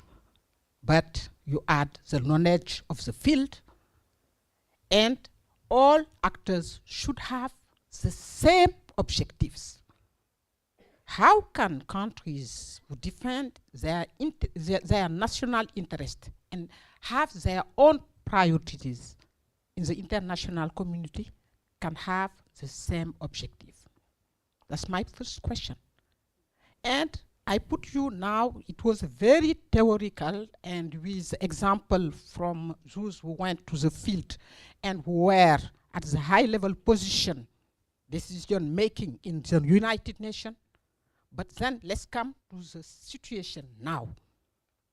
How can you apply this to Central Africa? He talked about Nigeria, but Nigeria is a, let's say, fragile state. We're gonna come about it. How can this apply? And I fully agree with you to Guinea-Bissau. Where in Guinea-Bissau you have the law. If you have to ensure the rule of law, the law has to exist. It's not the case in things. And Professor, you said that the United Nations Security Council is intervened too late. But what about you? As an international community and developed country, if you look at what's happened, all these countries, Mali, Central African Republic, Guinea-Bissau, Sudan, are all least developed countries. So you can do the prevention by at least accepting or giving the vital minimum economically to these countries, to these people. You said that the people of this country should be the center of your intervention. But I'm sorry, when you take, three of you, you work with the United Nations.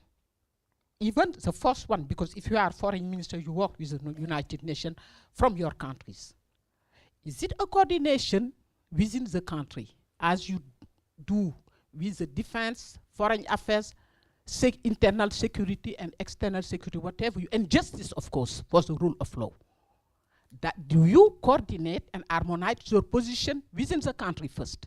What about then the United Nations? The humanitarian assistance, do we have a real coordination when the United Nations intervene? What about the role of the NGOs who have a trade fund by sometimes intervening in Africa? So we have a lot of questions, which is in practical case, I would like you to tell me really, what about this new situation, Central Africa, can you apply the treaty? Mali, it is a fragile state, and I know Netherlands have a very good policy in the matter of fragile state. What you gonna do?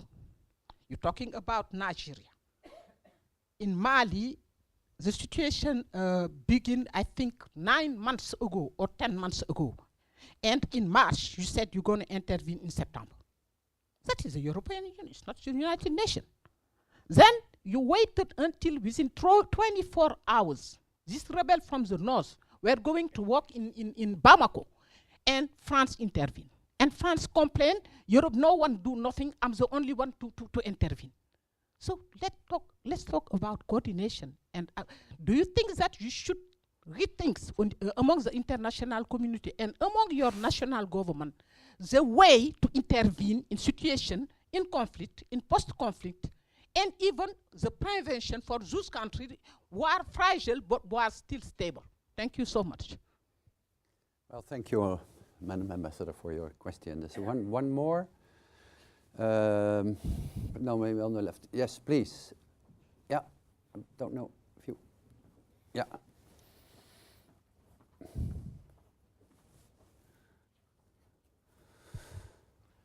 Thank you. My name is Herman Kleinsma. I'm the chairman of the Dutch-Libyan Cooperation Council. One of the things we're trying to do is to intensify and improve. Pardon? I didn't hear the word. Libyan, eh? Libyan? Yes, the Dutch Okay. Libyan Cooperation Council. Yeah. One of the dream scenarios within our organization is to let the Netherlands become one of the preferred partner countries of Libya, but that's another point for discussion. What I would like to ask you, I mean, I'm very impressed with all the very wise words of all the distinguished panel members. However, I'm very, very interested in answer to put things into practice. Madam Ambassador also referred to it. Coordination on a European level. And for example, to put it into practice, Libya. I've been in Libya for the last many years, and Mr. Pronk, I think, he said, we made a big mistake by the intervention in Libya. I can tell you, Mr. Pronk, most of the Libyans I speak tell me that they're very, very grateful for the intervention they did. But the big mistake we made is that we left them alone. Once the revolution was stopped and was successfully ended, we left the country and we left the Libyan people alone. And that's what they are very, very much irritated and angry and disappointed about. So my question to you, everybody in the panel agreed with everybody, among each other. We all know what should be done and how we should approach the problems, but to put it into practice, what do you think about the situation in Libya? About? The situation in Libya. How could we work and improve the situation? Because you mentioned Nigeria was sort of ticking time bomb, but I can assure you Libya is as well. Thank you. Okay, thank you. Oh yes, there are many more time bombs in the world, and what we're being told nowadays is everything is going into the right direction, which is not the case. And I could mention many more countries. I'm more worried about the future than I've been many years ago, definitely. But let me not go into individual countries. There are 3 points which I would like to touch upon. Firstly, the question, all developments to be political or not, to which extent? Fully. I've always carried out a very political developmental approach by choosing as many as possible countries with whom, in my view, bilaterally the Netherlands ought to have a relation, which is a political relation, presence, and that is a political choice, as many as possible, everywhere. That's an important political choice, number 1. Number 2, political does not mean, of course, your own political targets, but it means that you have to orient yourselves also to understanding the political structures and power relations within a country, and that you have to base yourself on the overall political values of the international society. And for me, that means, to a very great extent, of course, UN.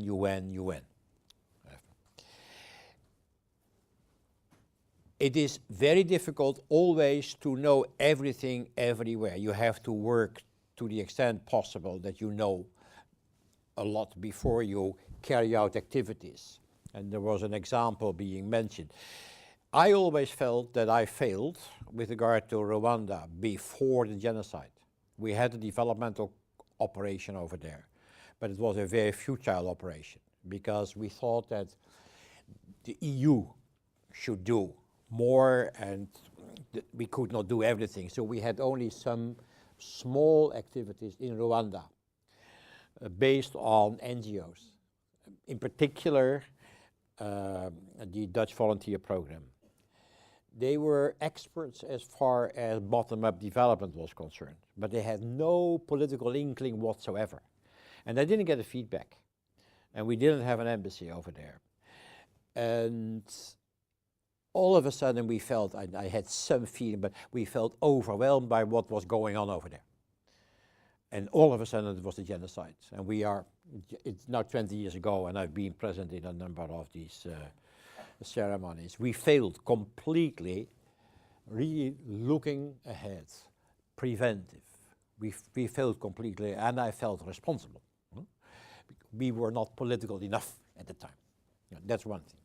Secondly, that means that everybody, as the ambassador said, quoting me, ought to have the same objectives, and that very often is not the case. What did I mean when I said unified approach starts with having the same objectives? I see operations in countries failing because the big powers have different objectives. Different objectives. Sudan is a case in point.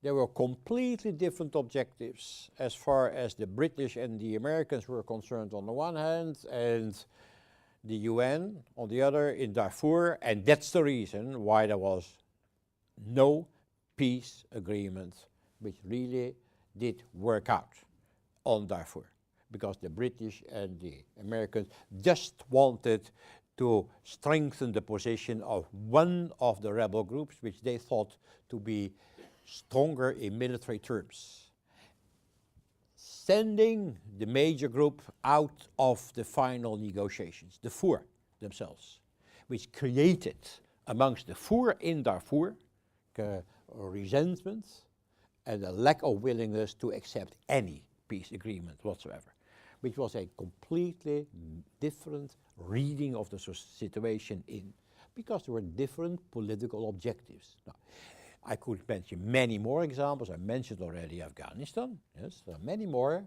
For me, it means that you have to go for a UN approach. It has to be.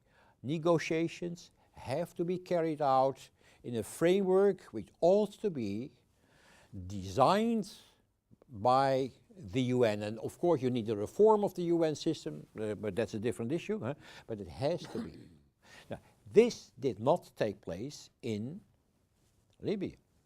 What did I mean? Firstly, some of the big powers were embracing Gaddafi. Was that a political mistake or not? Yes? Then all of a sudden they were fed up with him. Well, speaking about preventive diplomacy.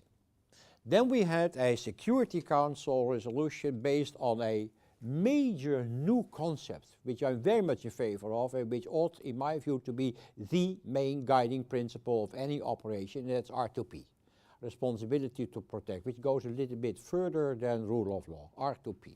Yes? It was the first, together with Ivory Coast, Security Council resolution based on ITP, which was a huge step forward. And there was a discussion in the Security Council whether this could go hand in hand with regime change. And the resolution did say no regime change, because otherwise there would not have been agreement with the Russians and the Chinese. They abstained. And then NATO was being given the mandate by the Security Council to carry out the operation, and NATO decided in its own wisdom that you could only protect the people by changing the regime, which may be a valid analysis, but then you have to go back to the Security Council in order to make your point, which was not the case. So that was the mistake, sir. So we changed the regime. Now you may hate Gaddafi, and I think he was a crook, but anyway, that was not according to what international law would indeed allow.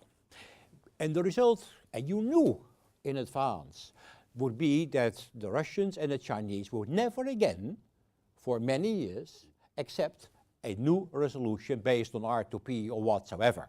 So at that time, we knew that we would not have their cooperation with regard to Syria. So, speaking about mistakes, speaking about common objectives, speaking about prevention. So we are making many, many, many mistakes. And that does result in many victims in Libya, because I think the situation at the moment is quite chaotic, also due to the way in which we have intervened. We ought to intervene, but we should have done it in a different way. And also victims in other situations, like for instance in Syria and elsewhere.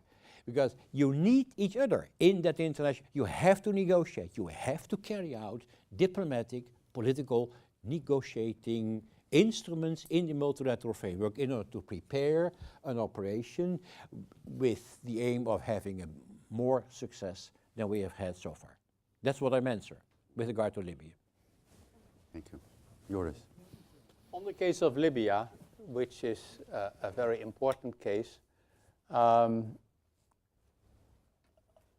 the intervention did not bring the results that the Libyan people needed and deserved, road to a stable new country and rule of law and democracy, because of a lack of, I mention it again, post-operative care. Why did the rest of the world go home and Libya fell into chaos? For two reasons, I think. First of all, the rest of the world thought our job is done, and most of the work begins after the military intervention in a country. Secondly, the new leaders in Libya, if I'm not mistaken, did not place much emphasis on international assistance to create a state structure, to have rule of law, to integrate the many different forces in the country.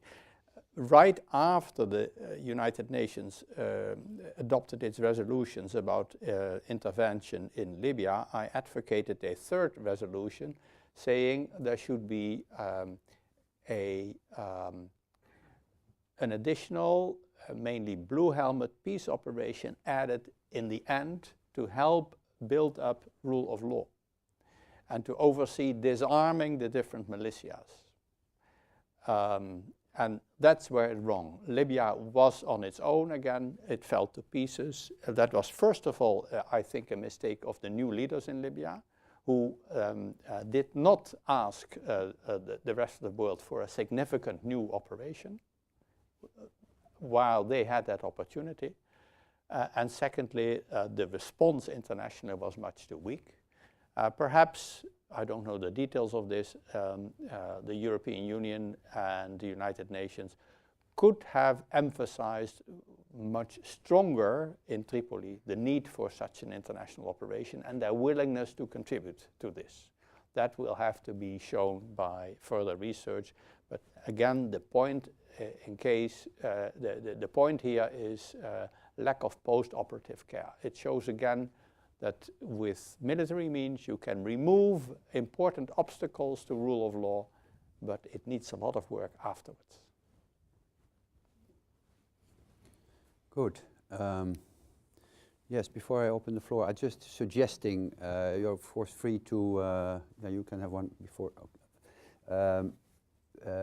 But I wonder whether we could also address the question what the focus of the Dutch development cooperation and defense should be in terms of the extremes of those who feel that we should really concentrate on a niche of very specific promoting rule of law and that sort of thing, or others who feel that we should also participate in the heavier lifting and also maintain a sort of robust defense posture.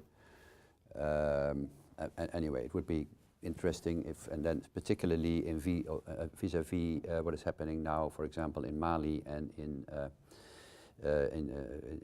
Ukraine, to see if we can get a somewhat more focus on where our focus should be, what the best contribution for the Dutch would be to do. Would you still like to react to the previous? No? Okay, then the next round. Okay, let me take the two ladies here in front, both. First, you please.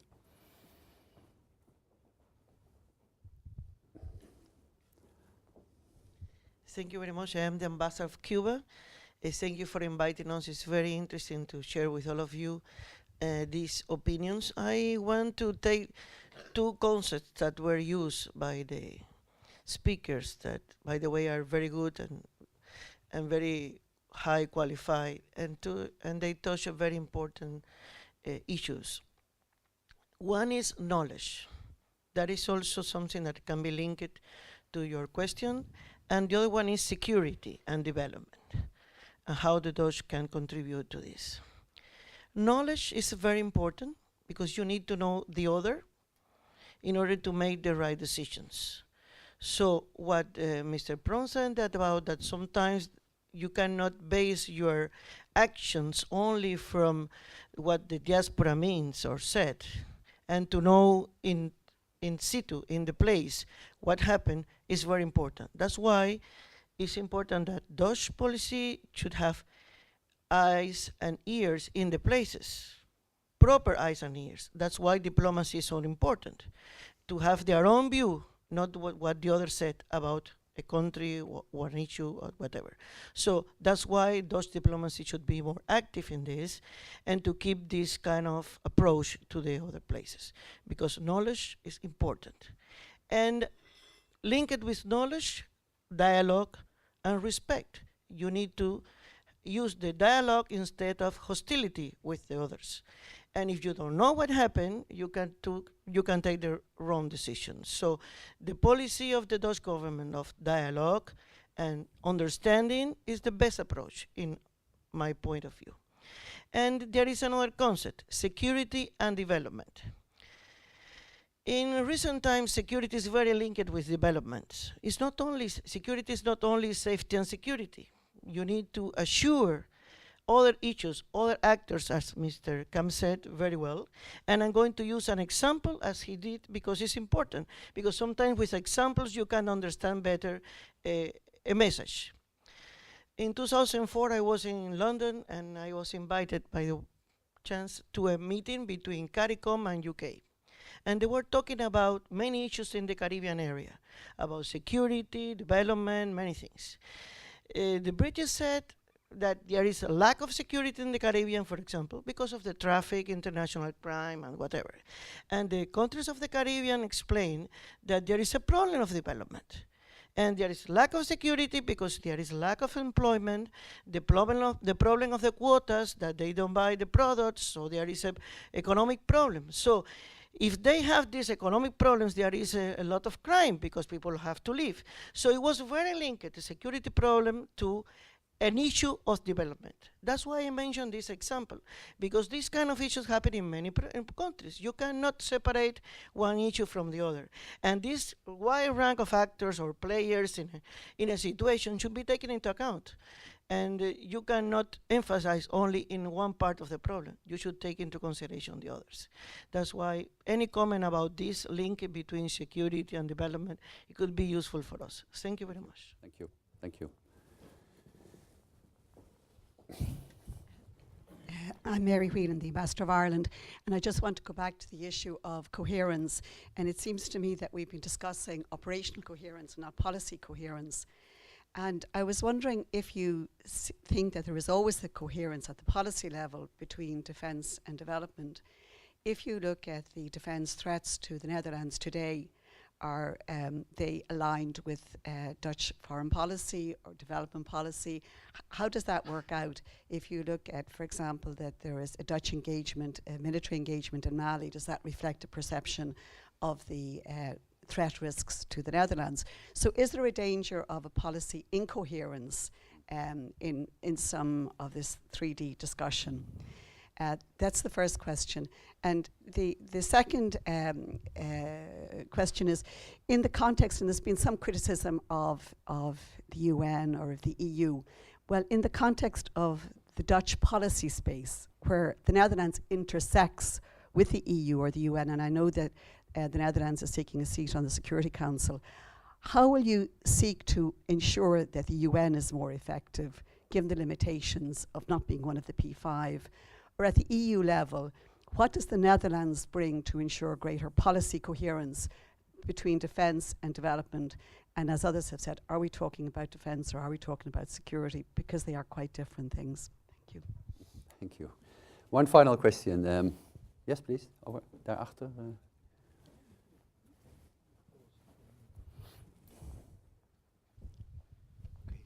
Thank you very much for your, indeed, as the others said, highly qualified presentation.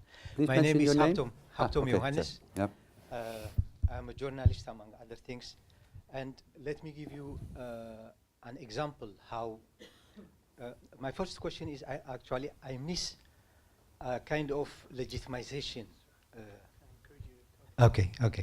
The ontological departure, why do the West want to intervene in other countries? What is the legitimization for that?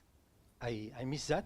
Another thing is that I miss a kind of accountability for development cooperation and defense peace interventions of, in this case, the Dutch government to the Dutch public. Because, as you know, I'm originally from Asmara, but I have been living here for more than 30 years. The United Nations mission to Ethiopia and Eritrea went to Ethiopia and Eritrea and kept a very good mission. But they left it unresolved. And talking about a ticking bomb, the situation in Eritrea and Ethiopia, I visited it myself around there is no communication between the two countries. There are about 500,000 military facing each other since 2002. In 2002, the Ethiopian-Eritrean Border Commission passed a resolution giving a territory to Eritrea, but Ethiopia is still refusing to accept that.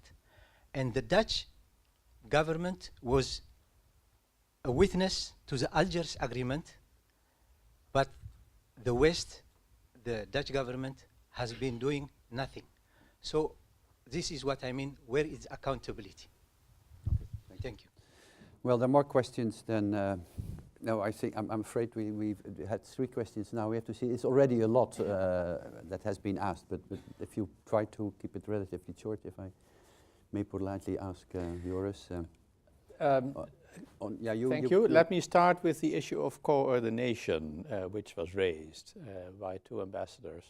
That, of course, is extremely important. Once you know what your values and interests are that you want to promote, you have to coordinate as a country all your actions in that field. Otherwise, you undermine the effectiveness of what you do and maybe doing contrary things. That in the Netherlands is the task of the cabinet, and it has its sub-cabinet councils in which defense policy and foreign policy and development aid and rule of law promotion and related matters have to be coordinated.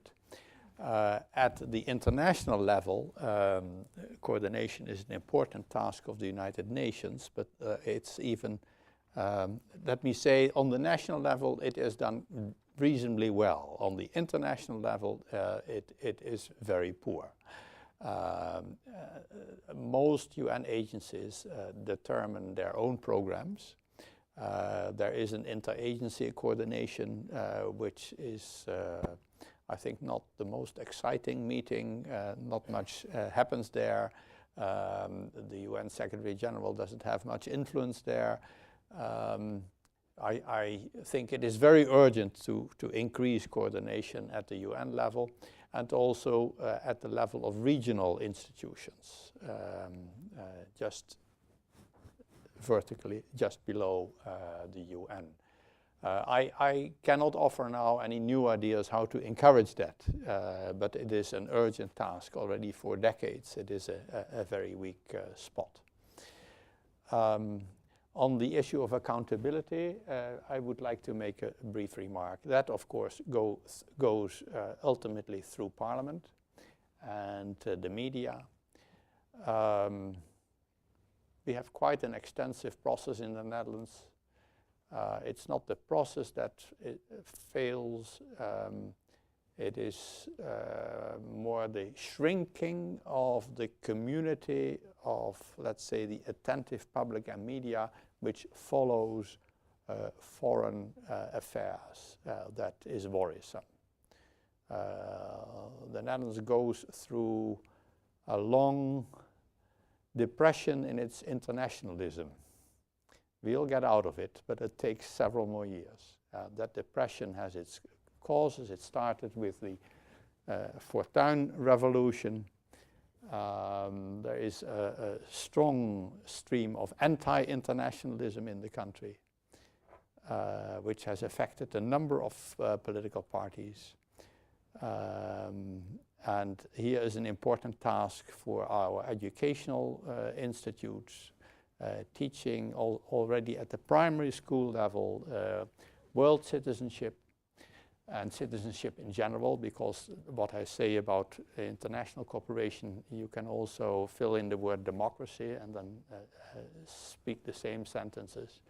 The democratically and internationally attentive public which cares and participates actively is a very small minority. And more, that's why I started with these remarks. People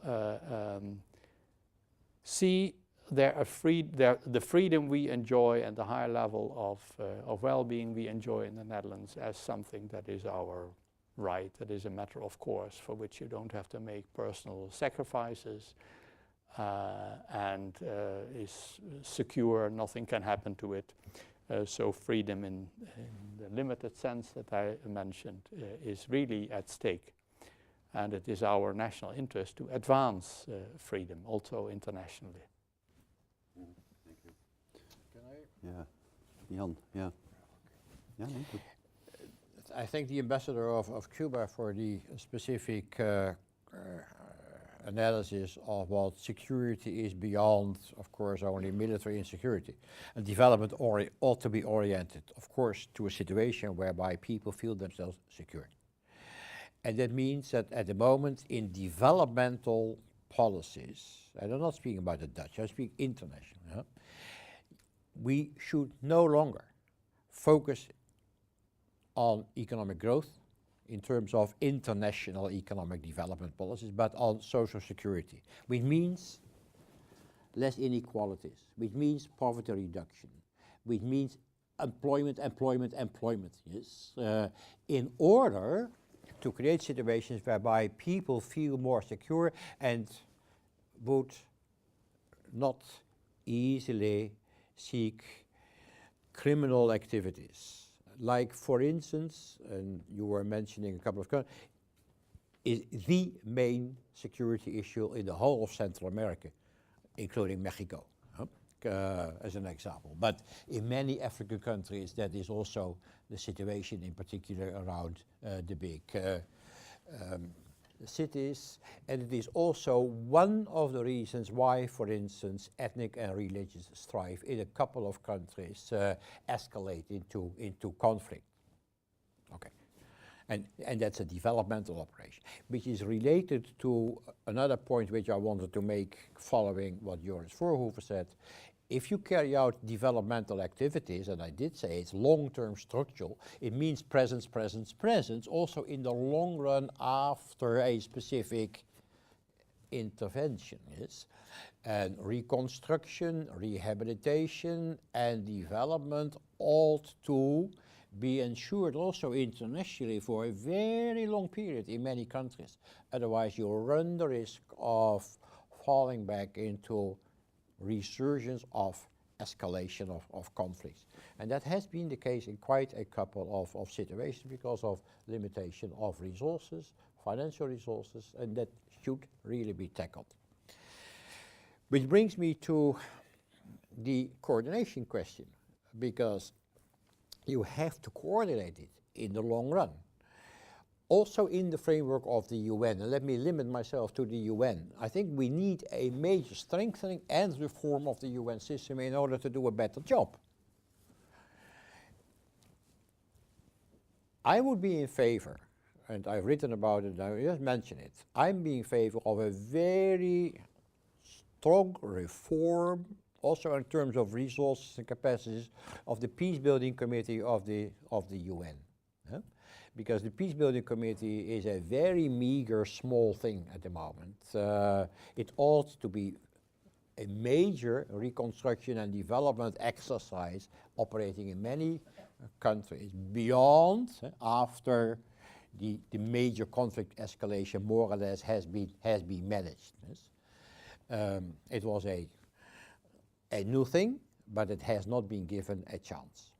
That is a chamber post-Security Council.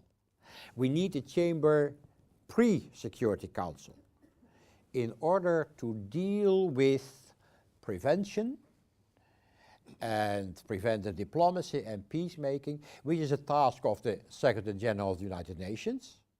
But it cannot only be a task anymore of the Secretary General of the United Nations in the present political framework. It ought to be a task of a body of countries together without any veto.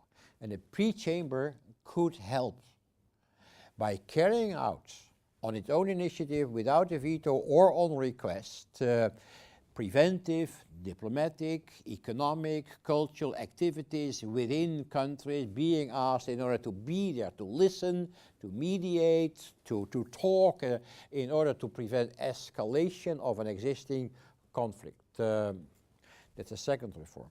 Third reform, we need, in my view, coordination, a Security Council which also is an economic and environmental Security Council, because there are economic and environmental and other reasons for conflict escalation into violence, which are not being taken care of at a political level where you can take decisions and have them implemented in the United Nations at the moment. And we are going away from the Security Council. Rather than strengthening it, we are weakening it by means of the G20. And a country which really is serious about multilateral cooperation for development and peace ought not to be a member of the G20, because it is weakening the possibility of the Security Council. So don't try to become a member of the G20. Don't try to negotiate a position in the G20 like the Dutch have tried during the last period. In my view, the G20 is weakening the possibility of a strengthening and broadening of the mandate and the possibilities of the Security Council as such. We're weakening also the UN. By the way, Mrs. Ambassador, but I told you that I would not wish to make many political comments, but I don't think the Dutch would deserve a seat on the Security Council in the next period. Let me say something about Ethiopia and Eritrea. Indeed, it is a shame that our activities in the past, which were very strongly oriented towards trying to bring countries together using developmental activities in both countries, and also a very good Security Council-based peacekeeping operation, have vanished whatsoever. And it is one of the mistakes which you are making after you have political changes within the present situation in the Netherlands. You have the right as a government or as political parties just to change the policy, and that's part of our democratic system. That ought to be the case. At the same time, you are wasting, if you change a relation drastically, you are wasting the results which have been built up through decades of presence, knowledge building and activities in some specific countries. And that is, for instance, the situation in that part of the world, which I could also have mentioned as an example of a time bomb, ticking perhaps less explosively than, for instance, in large countries such as Nigeria and Pakistan and Congo, but also ticking to the detriment of many people. And R2P requires international attention also for people in particular at the moment in Eritrea. Thank you. Well, I would very much like to thank you all for participating in the discussion, but I am tempted to see if I can get one final short reaction to a somewhat provocative question from my side to each member of the panel. Suppose that the cooperation between development and defense would reach a stage at which there would be one minister for development, cooperation and defense, and you would be that minister. Very, very powerful position. What would you do differently? What would be your priorities? I mean, I'm just trying to provoke you to make some remarks and say what your first feelings would be. That must be very tempting, no? Joris, do you dare? Defense and development at the same time. As it happens, Jan Pronk and I were each alternatives in the first so-called purple cabinet, and that's a structural relationship between the two positions.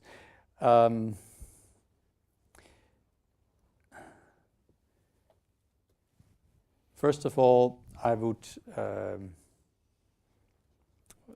draw a clear line within my budget and make sure that there was not a constant bickering about funds going one way or the other, because that would make life very difficult.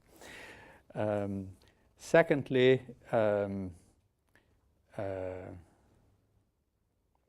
I would leave the encouragement of Dutch economic interests, trade promotion, investment promotion, to my colleague of economic affairs, and not have it integrated with development. Corporations are important for economic development, very important. They can provide employment and investment capital, but they do not provide for basic education and public health and a rule of law. They like to benefit from that and like to invest in countries where that is present.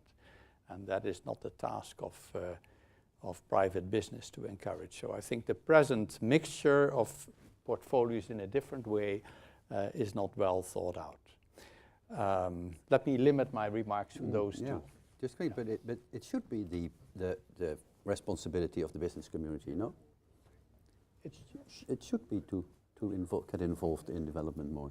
Certainly, but in that part to which they can contribute. We believe in the Netherlands in an international free market, and we should practice that. Interesting, okay. Frank, no, first, okay, you're the last. No, Frank, I should not be the last. Frank is, Frank is the wise person from outside. No, but Frank van Kappen is now Minister for Development, Cooperation and Defense. And we add Foreign Affairs. I think it's theoretical. That's bigger. Nee, is veel leuker als jij I think it is really a hypothetical question because I would refuse the position. Oh, well. Because development aid is much wider than operating in a 3D context, and defense is much wider than operating in a 3D context. And it's really mixing apples and oranges, and I would refuse the position. They're both fruit. Apples and oranges are both fruit. They're both fruit, but they taste totally different. I would refuse the position. Okay. I think it's a bad idea. Okay, it was quite an honor. Okay, that's what I wanted to say as well, because I don't think it's wise to have the two major fields in one person. The present hype of limiting the number of departments and ministries in the Netherlands for so-called financial reasons, in my view, is foolish.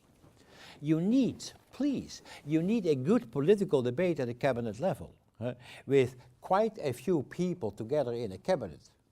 And if you have only some ministries, it means that you do not have a good political debate in the cabinet anymore, and that the discussion is only taking place in a not transparent way within the ministries, which is good, but not good enough.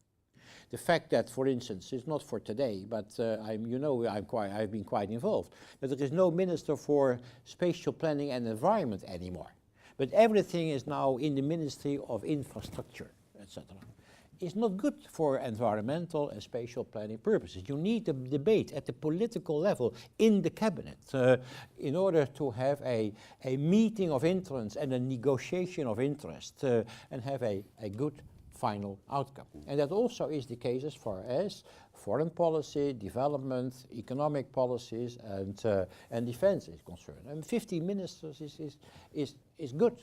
Moreover, everything in huge ministries, and then saving money and implementing everything through non-bureaucratic organizations is not a way in which you really can take political decisions. That's and then my third point.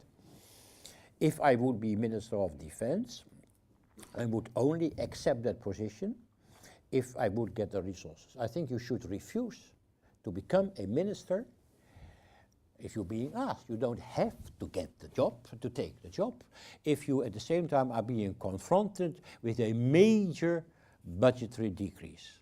I would refuse. And the same I would if I would be asked again, but that will not take place, of course, in a situation whereby I would be confronted with a major decrease in the budget for development. You can refuse. You don't have to get that job. You know? It's a political decision. And as soon as you take the job, you are responsible also for that specific budget. You shouldn't do so. By the way, you did also ask what are the consequences of a limited budget for defense. I am in favor. I've always been in favor. I'm not saying that only now in 2014. I've written about it, spoken about it, in favor of quite a sensible, substantial defense budget. Both for peace operations and also for possible international conflicts, yes? And that means for me, boots on the ground, yes? Boots on the ground. For peace operations, you need boots on the ground, definitely. Also for security. And it also means that you have enough equipment to protect your own boys and girls on the ground. That is also quite important because what you said is true. So you need to protect them, you need to educate them, you need to train them, you need the best of them, and that also requires people, resources, and training. So indeed, quite a broad apparatus in terms of defense, not only based on the main issues of these couple of years, but also with a longer term vision. We are not doing that in the Netherlands at the moment, and that is penny-wise, foolish. Penny-wise, foolish approach, both with regard to development and with regard to military intelligence, and also with regard to defense. Thank you. That was quite interesting, you said. Yes, we could go on for much longer, I'm sure. We have not spoken about too much about the current events in Mali and Ukraine, but maybe we have a reception afterwards to which you're invited. We can discuss that among each other. I would like to very much thank the members of the panel, not only for being prepared to take the seat here, but also for helping to prepare this panel discussion. I've very much enjoyed the meetings and the exchange of messages in preparing this meeting. I also like to thank the audience on behalf of the president of the Institute for your contributions. We will try to write a summary of what I think was a very, very rich discussion with many, many different ideas, but we will try to put that on paper and put it on our website. We also intend to have a second Inside View meeting on this same subject in the fall, because there still is a lot to be further discussed, and I hope that we will be able to get some people who are still bearing political responsibility to also have views from their side. So thank you very much. The reception is over there, and the meeting is closed.